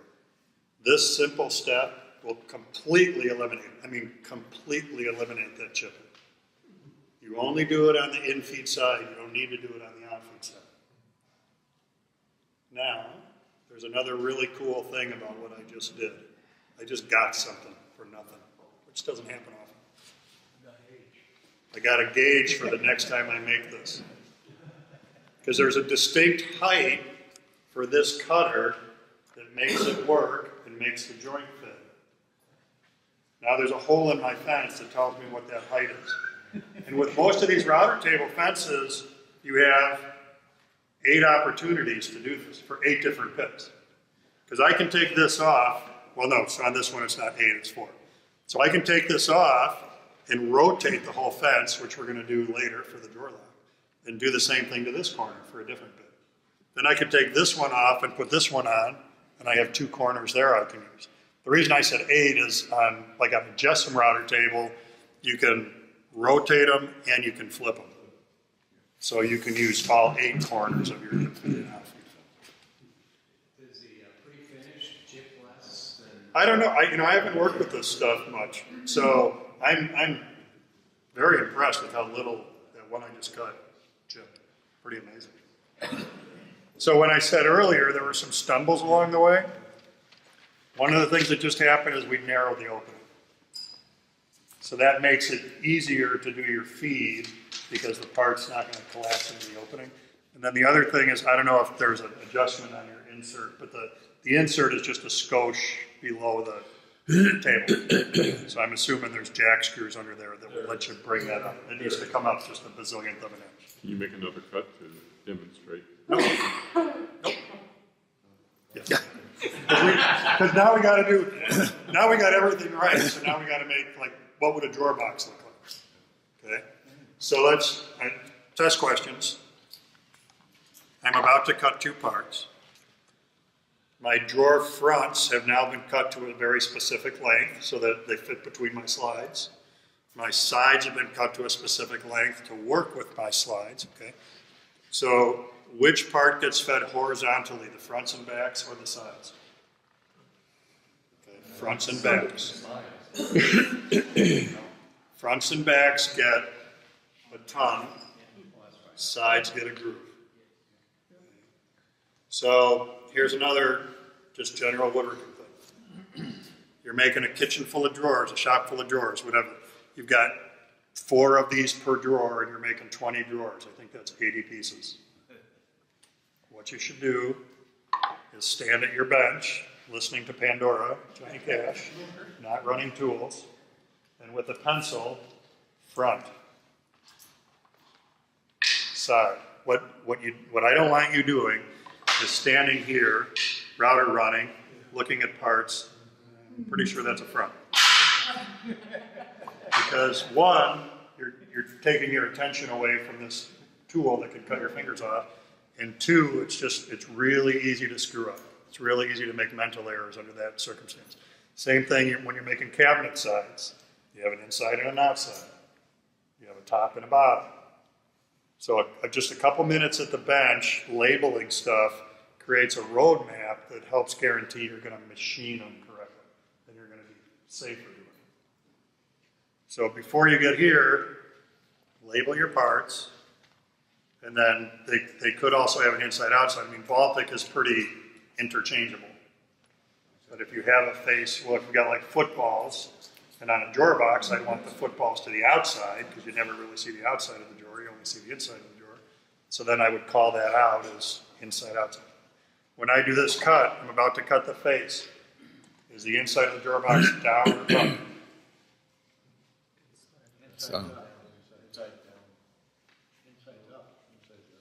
Somebody's going to get voted off the island. Insides are down. On the fronts and backs, the insides are down. On the sides, insides are against the fence. All right, so Did you say that again? on fronts and backs, the inside of the drawer box is down on the table. On sides, the inside of the drawer box is against the fence. So first step, we're going to just rinse and repeat. First step, first cuts here, I'm going to do exactly what I already did. One horizontal, one vertical.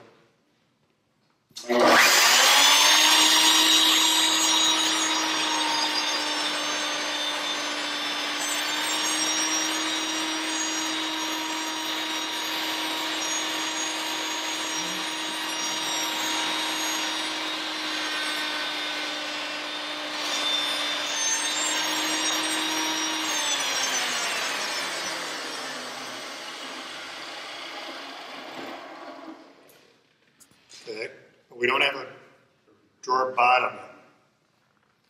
So the next step is, my promise with this was one bit, one setup, the entire drawer. The next thing we do is make the groove for the drawer bottom. Your drawer sides will go against the fence with the groove, the dado you just cut is against the fence. Your drawer front and back go against the fence with the rabbet you just cut is away from the fence. With this approach, this is the biggest spot for mental error, is machining the wrong face for the groove. Because it's like, it's different between the two. On the drawer sides, the machine face, on the drawer side, it's the machine face that gets the groove. On the front and back, it's the non-machine face that gets the groove. That's at the bottom. Correct.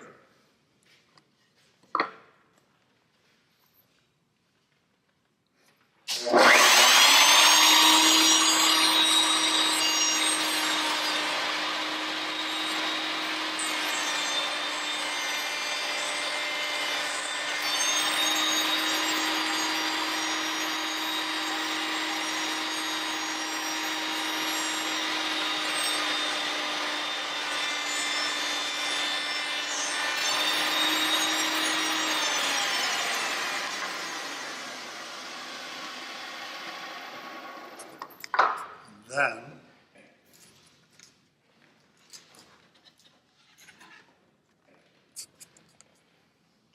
so the result of that is we get the interlocking joint and you get the groove for the drawer bottom. So now this is in the world of, I want to put hand planes in this drawer. Maybe you want to only do the corner joint here because you're going to do a 1/2-inch drawer bottom so that the bottom is more substantial. So I'm not worried about the corner joint as far as the strength of the drawer goes, but if you're going to fill the drawer with lead, you might want something more substantial than a 1/4-inch thick bottom. So maybe you want to do something different for the groove. But kitchen drawers, most of my shop drawers, 1/4-inch plywood for the bottom. 1/4-inch plywood is what I use. Nope, so what I do when I make drawers is the back ends up being, so this is a front. This is the front. On the back of the drawer, I cut it to this width. There's no groove on the back. And then I put the whole drawer together. I sand the inside faces. Don't worry about the outside yet.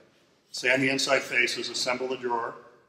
Sand the outside faces, spray the drawer, seal it. finish the bottom, pre-finish the bottom, then slip the bottom in and fasten it to the top of the bag, or the bottom of the bag. And typically with staples, crown staples. So it's just easier. Finishing a drawer is really hard finishing the inside of the drawer is really hard if the bottom is already in. So lazy woodworker that I am, it's easier to finish the drawer box with the bottom loose and finish the bottom with the bottom loose. And then two, just in general in drawer construction, if something's going to fail, it's probably the bottom, especially a shop drawer. So because it's stapled here, if I needed to, I could take the staples out, take the bottom out, put in a new one, and I don't have to destroy the drawer to get it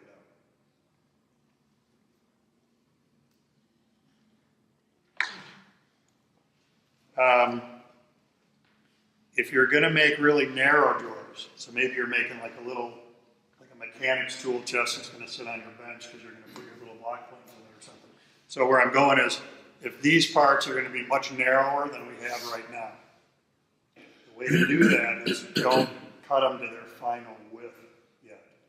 So if I want a 3-inch drawer, I'm going to do this to 6.5-inch wide pieces, but half as many as I need.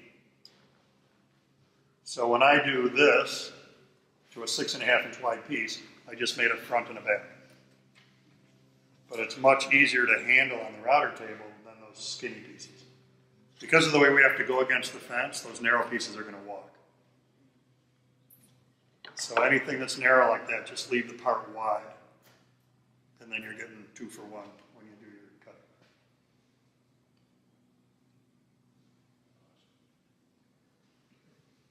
All right, lock rabbit questions.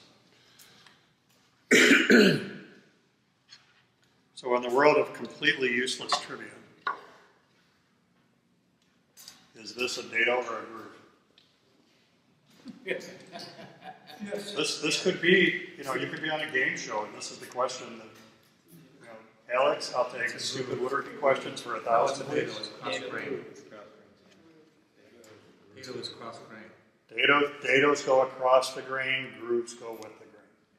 So it's a stupid, subtle little thing, but just in case, now you know. So this is actually a dado, because the grain on these is going. All right, anything else on this joint? Otherwise we'll take a little break, and then we'll come back and do drawer lock. So I'm the worst guy in the world to ask finishing questions, because I know primarily how to spray lacquer. That's mostly what I do.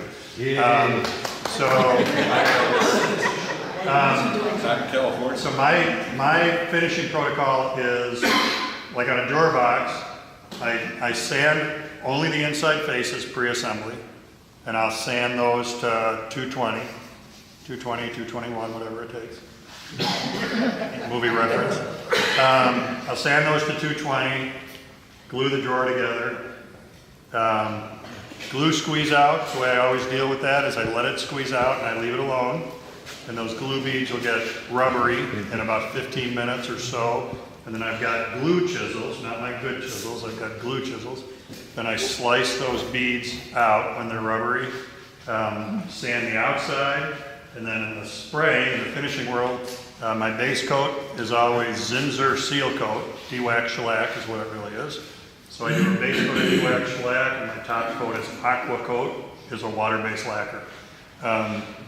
So I spray the whole drawer inside and out, and the drawer bottom, top and bottom, with seal coat and then aqua coat, water-based lacquer. The spraying never through the groove, so it's hard for the bottom to slide in? Nah, because it's not, both of those, both the shellac and the water-based lacquer are pretty thin products. If you were, I don't know, brushing on a polyurethane, you might have that issue you'd have to kind of watch for, just not let it, if it goes in there, clean it out right away. But it's not a thing with the shellac or the water-based. So you don't use pre-finished because of expense, or? Yeah, it's crazy expensive by me, and two, I don't know, I guess if I could get away with it, maybe I would, but I feel like I'm gonna end up sanding the outside of the drawer to some extent, no matter what. I don't know. I'd have to think about it. I guess the stuff I could get from my supplier, so like I said, I'm paying 19 bucks a sheet now, and I priced it once. It was crazy expensive for the same product pre-finished. So for me, it's just not worth it. Your glue joint tool is gonna affect that. Yeah, I mean, you got a little build up there, and you're gonna trim the outside when you're done, so you have to put some, well, I don't know, I would take that back, because on this drawer box, if I was using this pre-finished stuff, and I didn't break it. If I were using this pre-finished stuff, and I did a flush trim there, and it's gonna get a finished front, then that doesn't bother me that that's raw, because it's gonna get covered with a finished front anyway. And the back I wouldn't mess with, because it's the back of the drawer. So you'd have to do the tops, you'd have to shoot something on the tops to get those done, but yeah, it's not cost effective where I am to buy the pre-finished stuff. Myself, what I do is I use it on the pre-finish, and what I've got is one of those applicators you use, like the PVC glue, you can buy them like that. And I just dip it in water-based poly and run that little cotton guy over the top. Gives me a perfect finish right off the bat. Yeah. And that seals it up and looks like the whole, it looks perfect. I mean, the nice thing with the pre-finished stuff is if you get squeeze out, you can deal with it right away, because you can take a wet rag and wipe squeeze out off a pre-finished surface. You don't want to do that on raw wood. But it would save a lot of monkey around. And finishing inside corners stinks. Like, spraying it isn't as bad as wiping it, but it's hard to get a good quality finish when you have inside corners. So if it works for you, do it. George, do you pre-finish your panels before you cut them up? So if you buy your 5x5s, do you pre-finish those? Yeah, I was just trying to think like, I've done it and I can't think of why I did it, but that's how rarely I do it. So typically no. The Old Navy stores were interesting. They were, I don't know that they're made this way anymore. But it was, they spec'd wheat-based particle board. It all came from North Dakota. So it wasn't a wood product, it was wheat. It smelled like wheat, it smelled like Cheerios when you put it. Non-formaldehyde glue, and it came pre-finished. So that the Old Navy stores had this uber industrial look. The countertops were galvanized metal. So we had that formed and broke by an outside supplier. And then this just lacquered wheat-based particle board is what all the store components were. It was cool, kind of, but we consumed miles of it, miles and miles and miles of it. Just want to make sure I got the sequence right. So you sand the inside of the drawers, and then you spray them before you... No.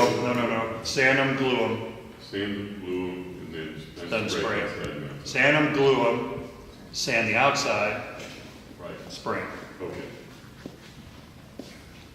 And if I'm pretty confident in my dimensions, I'm trying to think. So I just did a dresser. We just shot a video on making a dresser. So I'll make all those components, finish them, and then go back and put the hardware on. So the alternative route is put the hardware on while everything is raw, and what does that buy you? The opportunity to maybe do what if you need to? A little tweaking, a little sanding, so if you're not 100% sure that your slides are gonna work okay and you got all your dimensions right, then it's a good idea to put the hardware on, make sure everything plays nice with each other in case you gotta do a tweak, then go back and do your finishing. But if I'm confident in how I got through the process, then I'll build everything, shoot everything, then go back and put the hardware on. So I'm not putting it on, taking it off, finishing, putting it back on. And same with drawer hardware, like Euro hinges on a door. Generally at this point, I just make the whole door, finish it, then go back and punch the holes for the door. Okay, drawer lock. This little guy is, I caught Lou at just the right moment there. Water break. Thanks, George. Do what I can. I'll get even. This is a drawer lock bit. So like I said earlier, this is purpose specific. All you can do with this is cut drawer joints. However, once we get this right, it's another crazy fast, really strong way to make drawers. Comparatively, we can sort of talk about drawer locks and lock miters.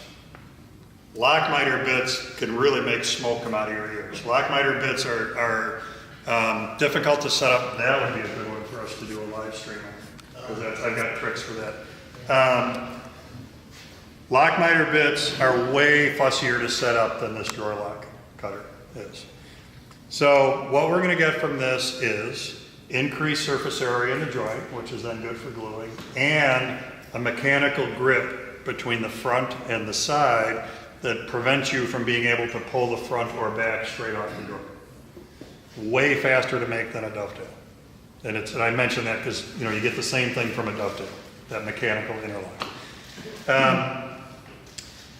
Drawer lock cutters are dimensionally specific, so a specific bit will work for material from X to X. This is a white side bit, like 2464 or something is the part number.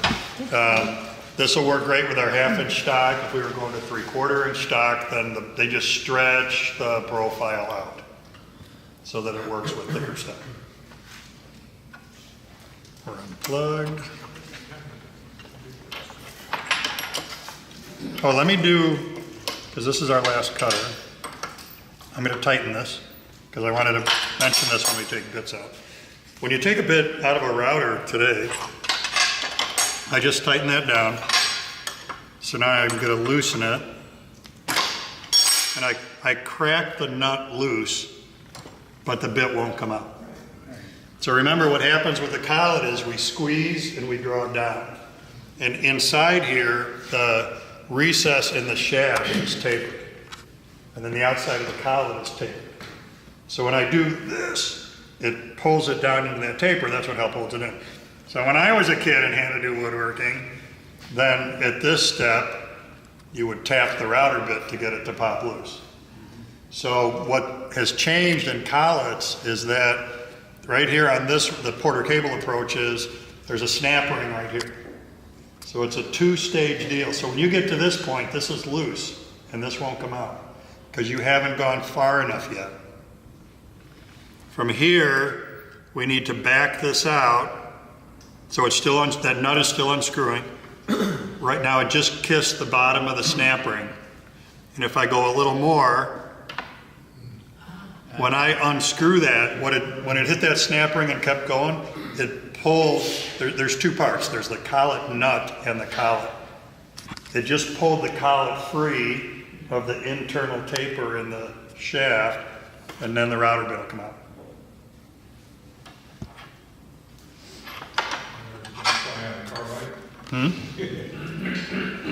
Yeah, I'm jokingly saying the tapping on the router bit thing. I mean, it was the only thing you could do, because back in the day, you could take the nut completely off and the collet could be still locked up inside the shaft. So the only way to get those loose was to tap on them. But that's pretty much everybody today has I think everybody today does have a self-releasing collet. And if you've got an older router, if you've got a Porter Cable 690 with an old collet, this collet fits it. You can buy it for 25 bucks. So you can upgrade your collet without having to buy any router.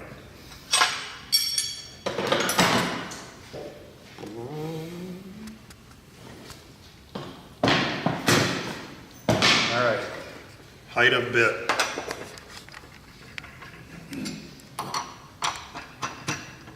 I am going to, we're gonna lean on Lou for this, but I'm gonna do a drawing too, because this is funky. That router bit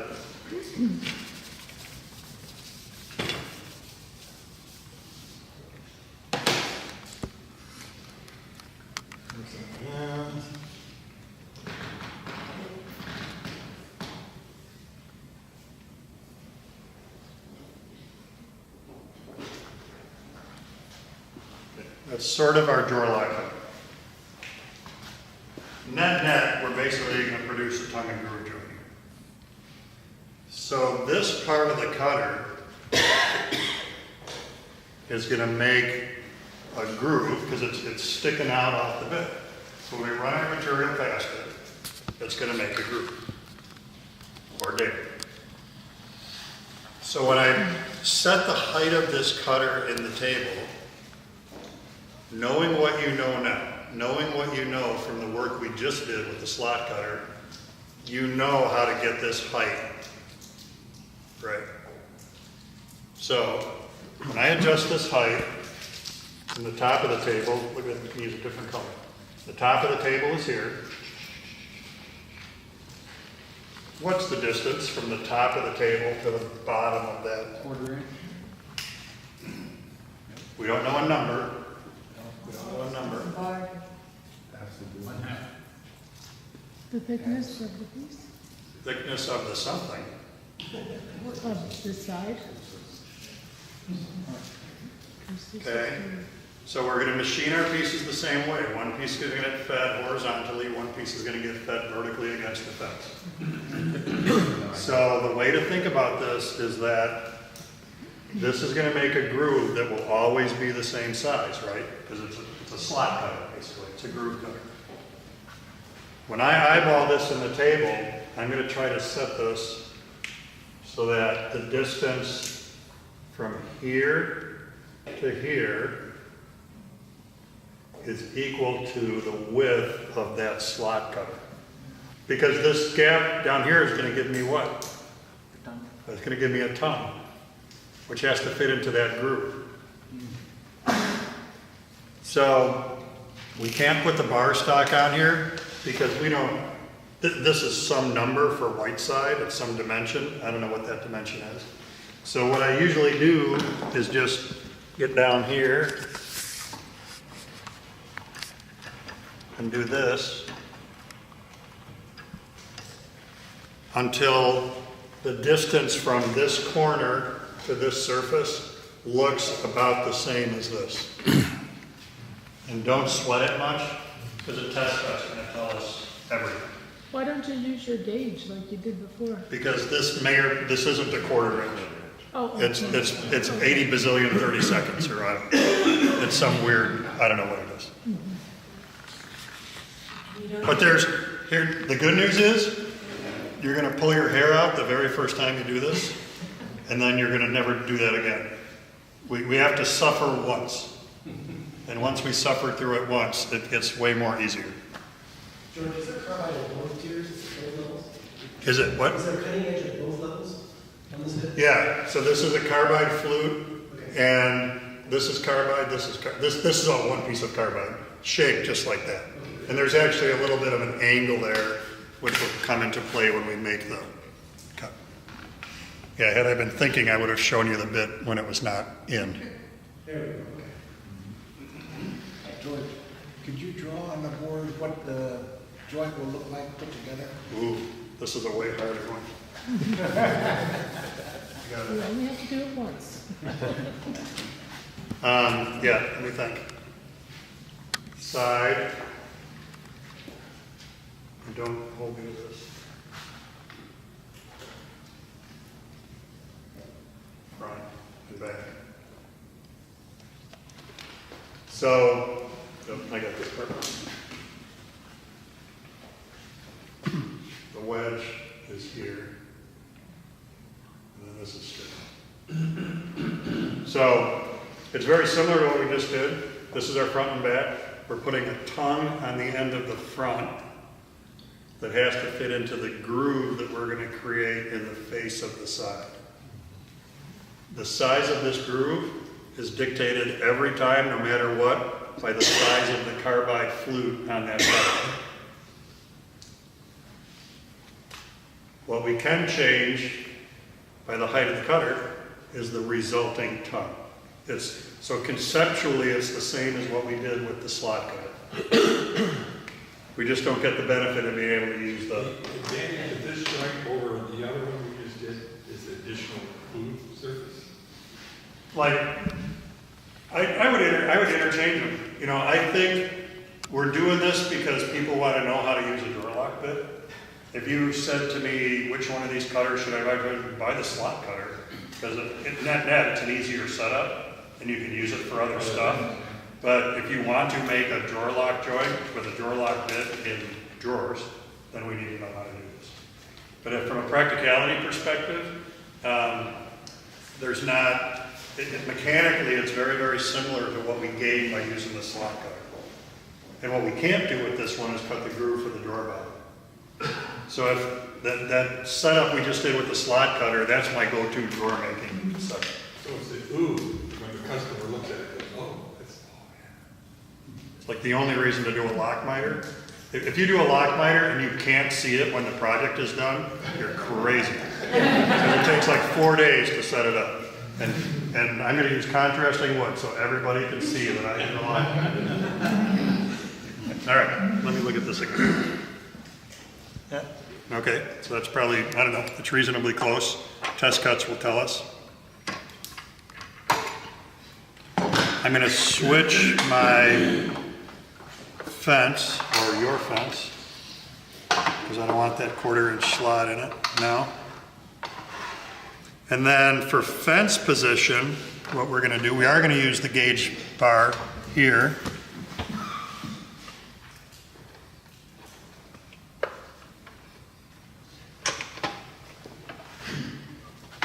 What I'm going to do is set the fence so that the bit is sticking out half the thickness of our material. This is just a starting point. It's not going to be right. But we need some place to put the fence. So I'm going to set this bar stock, 1/2-inch stock. So I'm setting this so that the bit is projecting 1/2 inch, or I'm sorry, 1/4 inch past the face of the fence. Then, for our test cuts,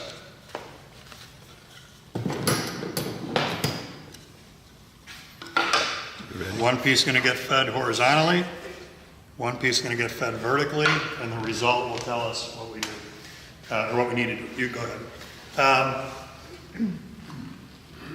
The fence position is a big deal to stay safe with this. Because if we put it too far back, we could set this so that bit's going to cut all the way through that vertical piece. That'd be really big. So it's really critical you get that step right. And I'm not worried about it being perfect. We got to make sure the tip of that cutter isn't out too far, or you're going to destroy your material. All right, we're about ready to do a test cut, unless you have a question.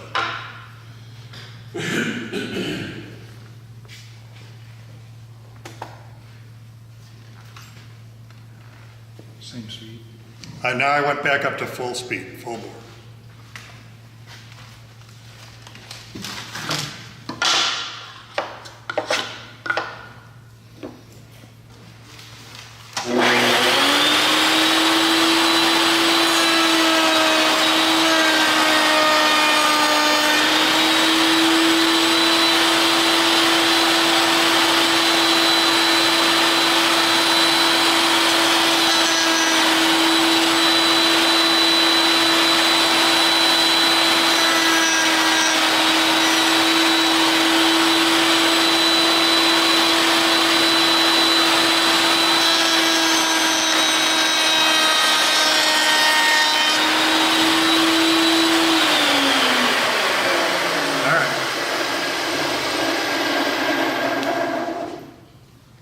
So,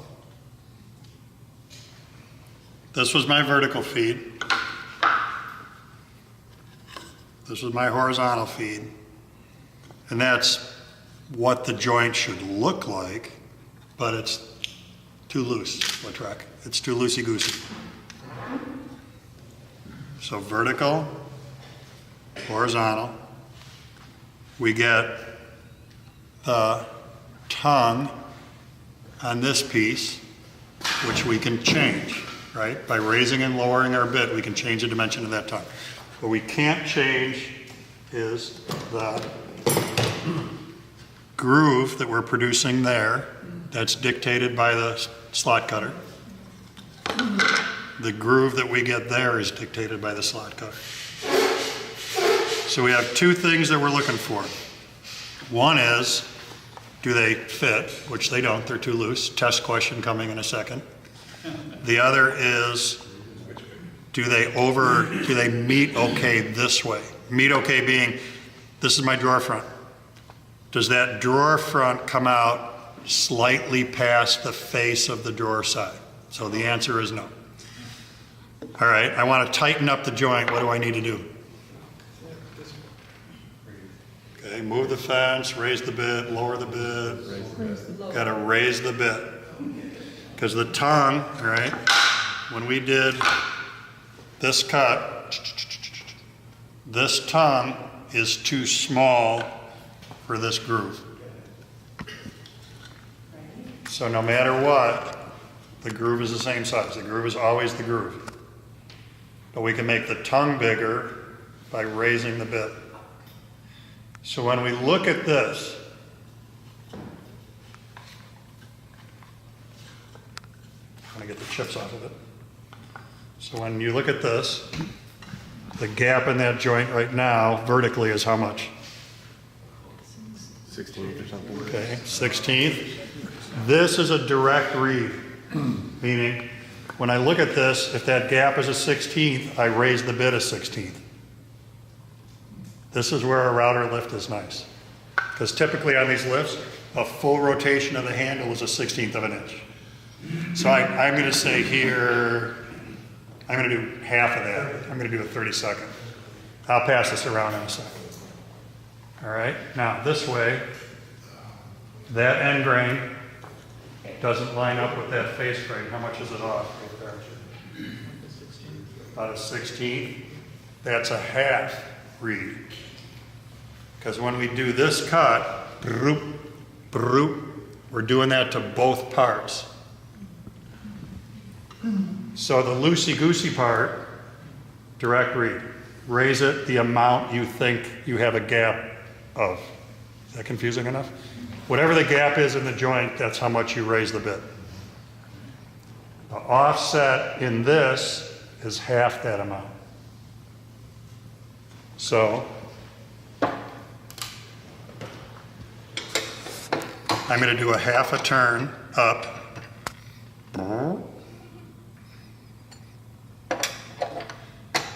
And then what I usually do is, on my router table, I take a pencil and mark the existing fence position. And then loosen the fence, and I'm just gonna like eyeball a speck of dirt on here. What I'm trying to do is keep track of where I am right now and the change I'm making. So on this table, it's nice that this insert is silver. I would take a pencil and I would drag it across the face of the fence. I was avoiding it, so if I screw up, I could say, well, it's only because I didn't have a pencil. But thanks for calling me out. All right. I'm going to mark the existing position and then watch that and move the fence back. So I opened it up maybe a 32nd of an inch.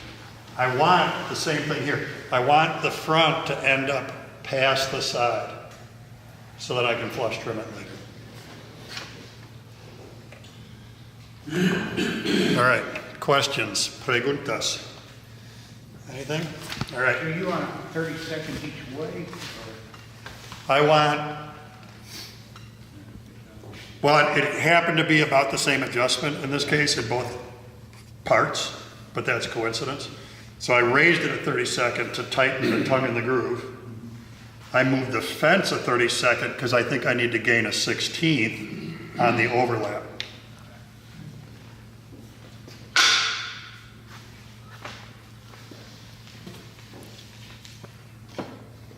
And then we just do the same thing all over again. You have to cut in both planes to see what you have.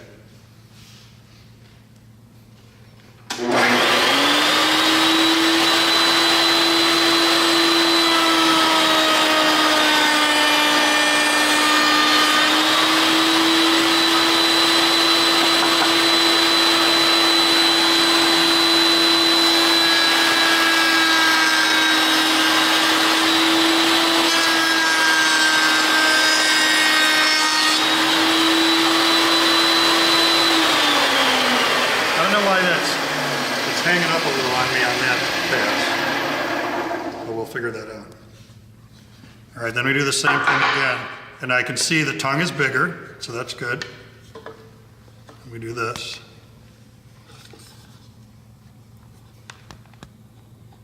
Oh, this is really close. So let's do this. This is the first one. I'm going to mark this with a 1 and a 1. This is the one it's too loose and the overlap is not right. On this one, it's really, really, really close. And what I'm looking for is, the thing for you to watch for when this comes around is, right now, there's a little bit, it's not quite closing. And I'm okay with that. This is where I mentioned earlier, there's a wedge shape in the cutter. And we can see that wedge shape translate or telegraph to the cut right there. So what's cool about this right now is that I put glue on here and I clamp this and pull it closed, and those two wedges pull against each other. And the net effect of that is it closes the inside corner on the drawer.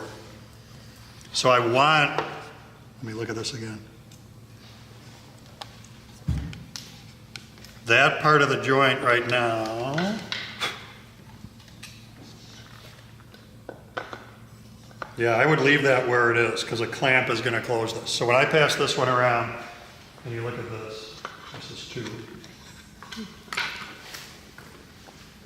That's the fit I'm trying to get. I want it to not quite close, so the clamp will close it. And then that forces those tapers to pull against each other, which helps close the inside corner on the drawer box. Then our other thing is this right.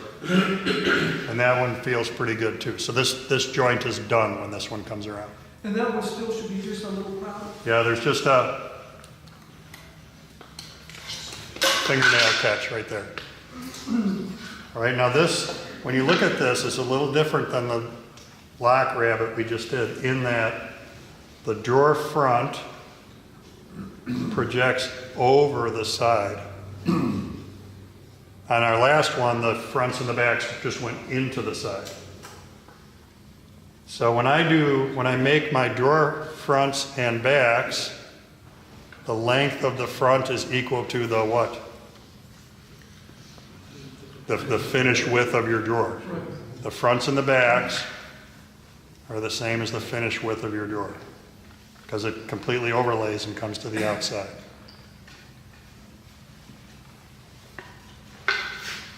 Now, How do you clamp it?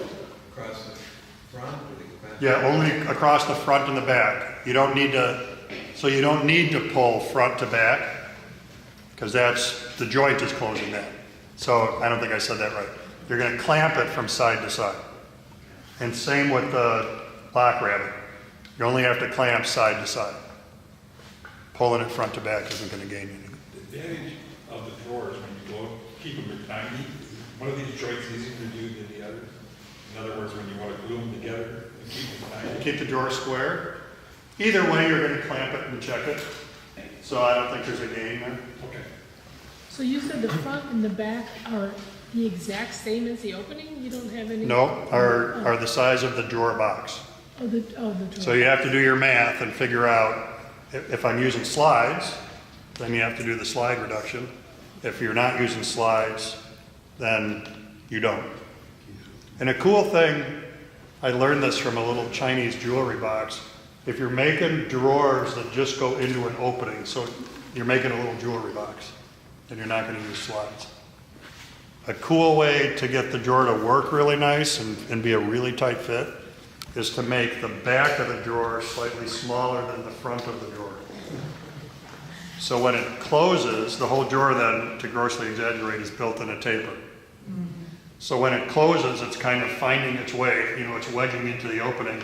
But when it's all the way closed, the front is the right size and it looks great. But because the back is a little smaller, everything tapers trapezoidally toward the back. And it lets it operate without hanging up, but still maintain tight tolerances between the front and the opening. So you always use side slides? Well, I just built a huge workbench. I didn't put slide. It's got 12 drawers in it, and I didn't put slides because I didn't want to spend like 12, I didn't want to spend $250 on drawer slides for it. So they just open and close in the openings. But if I'm doing, like the dresser I just built is full extension slides, and nine times out of 10 I'm using slides. And certainly, you know, a piece of furniture, a kitchen cabinet, anything like that, I'm putting slides in it. Did you say why you choose this one over this, the previous one? Yeah, there's no real compelling reason except you want to use a drawer like that. Okay. So at the end of the day, if you were asking me which one should I do, I'd probably say just do the lock rabbit, because then you own a slot cutter you can use for other stuff, and the setup is less fussy. And you still get the mechanical and the glue surface. But this is, some people just want to do a drawer. Could you just address the issue of as you're sliding across, you clearly got hung up in various places and hangers on? So one of the things we've not done yet is zero clearance or in-feed fence. So when we do that, one of the things we're going to gain is this opening is going to get narrower, and that makes it easier to feed the vertical. Because part of what's happening is it's kind of, the bottom corner is kind of collapsing into the opening as we come by. So typically, because the grain is going this way, when we do this cut, we have that same blowout problem on these pieces that we would on the slot cutter. And the fix for that is to zero clearance this, and then adjust your insert so it's not below the table. And that'll eliminate the hang-up. The really good news with the drawer lock, this is not true of a lock miter, it's only the drawer lock, is that the correct height of that bit is bit specific. On a lock miter, the correct height of the bit is thickness specific. So every time we use different thickness material, you have a different height. So when I have joint number 2 that works, you can keep one of those pieces and use it as a gauge to set the height of this cutter the next time you use it, and the height will be, I'd still do a test cut, but you're going to be really, really, really, really close. Because it's all about the size of the groove and the size of the tongue, which is never going to change. What does change on my setup when I change material, or what could change? The fence position. So the fence position is related to the thickness of your stock. But the cutter height is the cutter. And that will always be the same.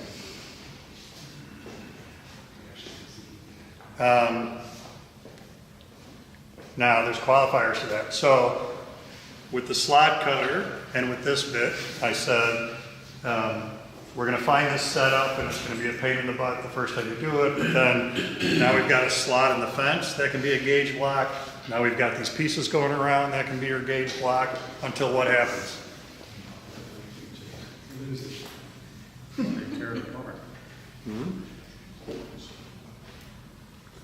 Something is going to change this, and then we're starting from scratch. Thickness of the material. No. No, both of these are, both the slot cutter and the drawer lock, the height above the table for that bit will always be the same until the bit wears out? Until you get the bit sharpened.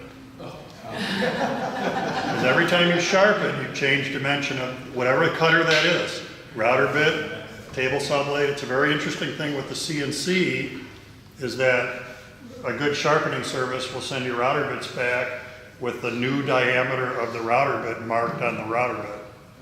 So my 3/8 router, I've got 3/8 router bits for the CNC that are now 302 instead of 375. So when I'm setting up a cut in the software in VCarve, if I want parts to fit together, I have to tell the software that bit is 302 instead of 375. So it compensates. So here, we're all good. I mean, this is going to cut miles of drawer boxes before it needs to be sharpened. But once it gets sharpened and you measure across those flutes, they're not going to be 0.25 anymore. They're going to be less. And then you would do your setup again. And same with the drawer lock bit. It's thousandths of an inch, but it'll change the relationship between the two cuts.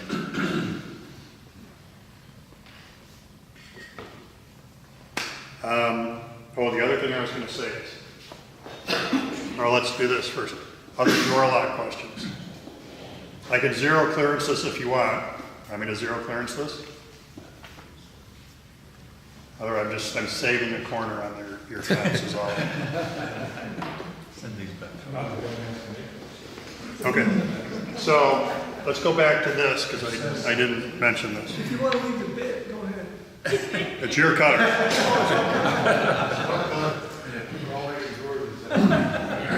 It's funny with when I was doing the woodworking shows heavily, including here in San Diego. And we've all got stories like this about air travel. I would check my clothes because who cares if my clothes get there? But I would carry on the plane with me dado heads, hand saws, hand chisels. I would have a bag full of woodworking tools that I would bring on the plane and put in the thing because I got to have my tools when I get to the show. If my underwear's not there, I can work around that.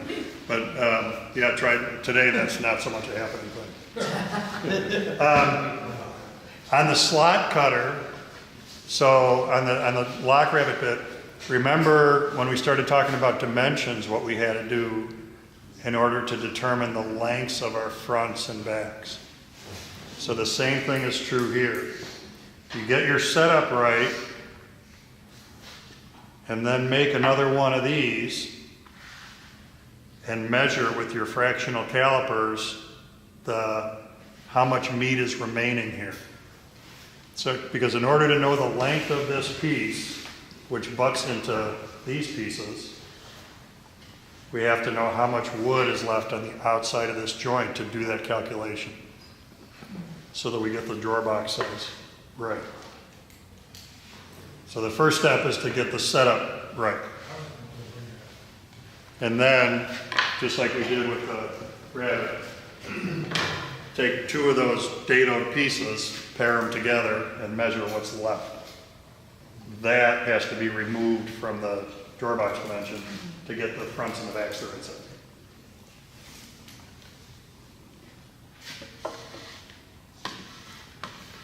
What kind of glue do you use? Sticky. Just regular yellow glue on drawer boxes is great. Regular carpenter's glue, like Type Bond Original, is fine. I'll use Type Bond 3 for pretty much anything that's going to live in a damp environment. I don't use 2 very much. So the difference is Type Bond Original is not waterproof or water resistant at all, but it's less expensive than Type Bond 3. Type Bond 2 is water resistant, Type Bond 3 is waterproof. So if you're doing like an Adirondack chair that's going to live outside, but you're not submerging it in water, Type Bond 2 would be fine. But a cutting board, a planter that's going to be filled with dirt and be moist most of the time, 3 is a better choice. 2 and 3 are both FDA approved, so like in a cutting board, they'd both be fine. But because of the harsh environments for cutting boards, I use 3. So I have a question about hide glue versus Type Bond Original. So hide glue, a lot of chair makers and so forth use it because you can take it apart. Reversible. Yeah. Is that the same idea as original Type Bond? Can you actually take joints apart? Well, PVA is way harder to reverse than hide glue. Yeah. I mean, you can, but it's not going to come apart as clean. Yeah. So the deal with hide glue is a little bit of heat and a little bit of water, and you can dissolve hide glue. And in fact, in a lot of cases, you can just about use the same glue to put it back together. The residual glue on the joint, reheat it and re-wettened, and you can pretty much put the joint back together. So a lot of instrument makers, that's why they use hide glue. So if you ever have to take the soundboard off a guitar, you can remove it, work on it, fix the broken brace that's going zzz every time you play a G chord, and then put the whole thing back together. So for me, I wouldn't use hide glue necessarily on mortise and tenon on a furniture, but if I was putting a piece of veneer on one-off piece, I might hide glue that, because it's easy to damage the veneer on a tabletop. So then same thing, it gives you that opportunity in the future to remove just the veneer and replace it if you want to. I don't use hide glue very often. Traditional hide glue is dicey, because you heat it to use it, you put it in a pot, melt it, and it cures by cooling. So as you're brushing it on, it's starting to cool. You gotta move pretty quick, or it's going to get away from you. Titebond makes a hide glue that you can just pour out of a bottle, and you don't have that heat issue. But it's like gluing with honey, sort of. You know, it's a funky glue to work with. Slides around a lot or something, or? Yeah, and it's real thick. So when you put parts together, it's easy for it to get like too much on, and then you put parts together and it squeezes out of the joint, and it'll still cure and you can cut it off. But it's just not, I guess I'm being a jerk. You know, I'm not allowing some future fixer-upper to fix my furniture by reversing my hide joints. I don't know. So if I'm making a chair or whatever, I'm just putting it together with yellow glue. I use a lot of pre-finish for my drawer material, and I use a roux glue. The glue on that one. Yeah, so roux glue, the big claim to fame there, like melamine is a material that glue won't stick to. Melamine is particle board with a plasticized surface. Roux glue and polyurethane glue will stick to that surface. So same thing here. If we put polyurethane glue between these two faces and did this, they would bond. Yellow glue would not. Because yellow glue relies on the porosity of the surfaces to get a bond. Polyurethane glue doesn't need that. Roux glue doesn't need that. So that's a good alternative on pre-finished stuff. If you wanted to glue unlike materials, so a little piece of solid surface countertop or brass to a piece of wood, polyurethane would work for that. Yellow glue would not. Isn't there a site, something like this-to-that.com, which allows you to take any two materials, it will tell you I don't know. piece works best? I don't know. It'd be cool if there is. I think it's this-to-that, I'll check it, but you can find out whatever two materials you want to bond together, and it'll tell you what adhesive to use. Yeah, that'd be great to know. Yeah, I don't know. Going back to the final length of the front and back, so I see what you mean about there's going to be a little extra on each end, but I didn't get the caliper part. Are you putting the two sides together? Yeah. And putting the caliper in the groove? Groove to groove. Okay. Yeah, so, and I should have cut a second side when I still had that bit in, but I didn't. Okay. So this is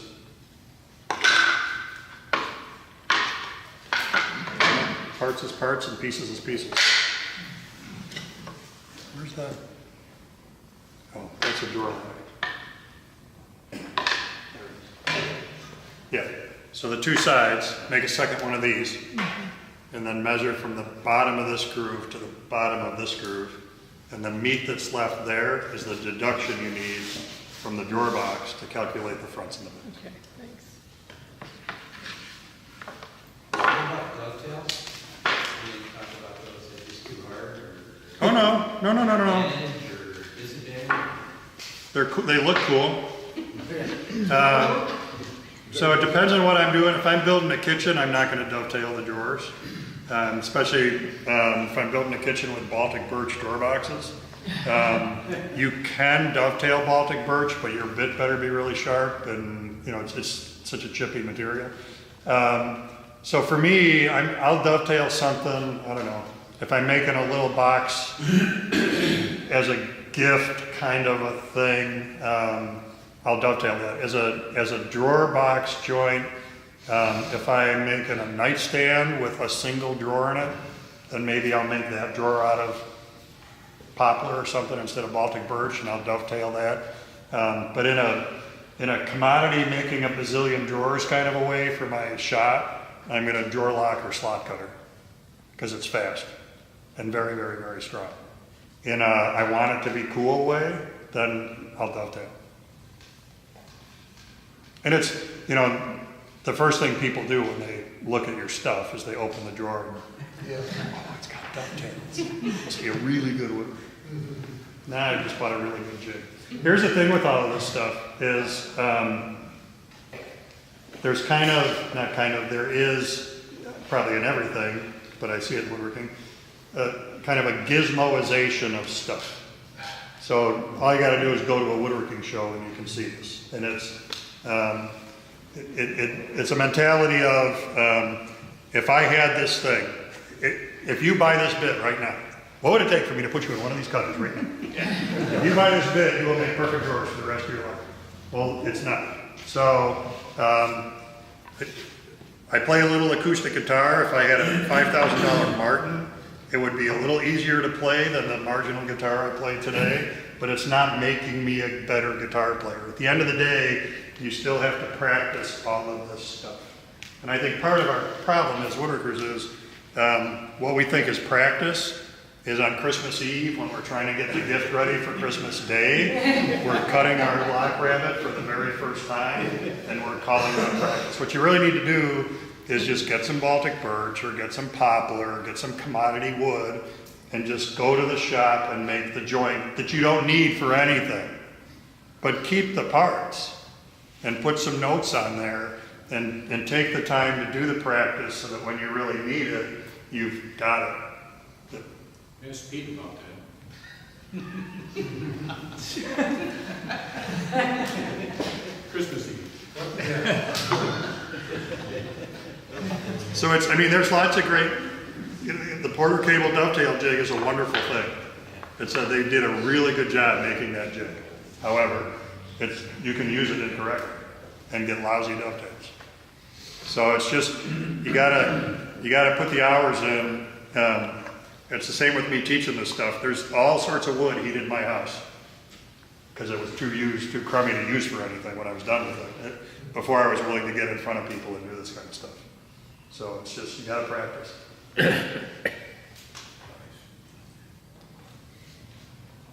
All right, you've seen my drawers. Let's call it quits. All right. Questions? Any other questions? Answers? Smart comments? Now's the time. Do you have a card, business card, or anything? No, but I can write my stuff on here. So there's a couple things I can give you. Please.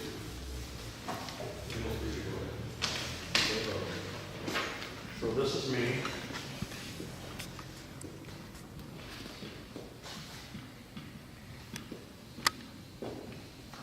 My site is my name. Do you sell your videos through your site? I sell them. I don't have a clearinghouse on it. Like, if you know what you want, or if you wanna, if you say, like, if you email me and say, here's a topic, you cover this, I can let you know it. In other words, I just don't have I don't have e-commerce for the videos on there.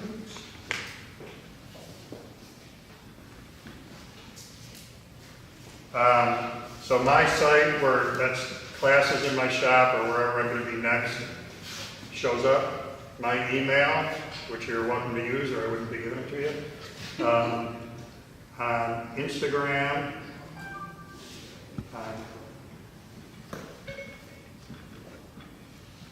Vondriska Works. That's actually Instagram and Facebook. I'm way more active on Instagram than I am on Facebook. And then what Pete was talking about, www.goa.com. So to date, I've done about 125 or 130 woodworking DVDs on different topics, and about 1,000 6-minute clips, 6-minute videos on different techniques and tips. The short stuff on GOA.com, some of it is about a third of the content on GOA.com is free, and 2/3 is behind a paywall. And there's quite a bit of stuff on YouTube as well. So I mean, if you Google my name, you'll find more junk than you know what to do. But don't be shy about emailing if you have a question. That's fine. Or I wouldn't. If I didn't want you to do that, I wouldn't give you my email. Any other questions? Now's the time, Jerry. Thing your daughter uses, It's the other isotope.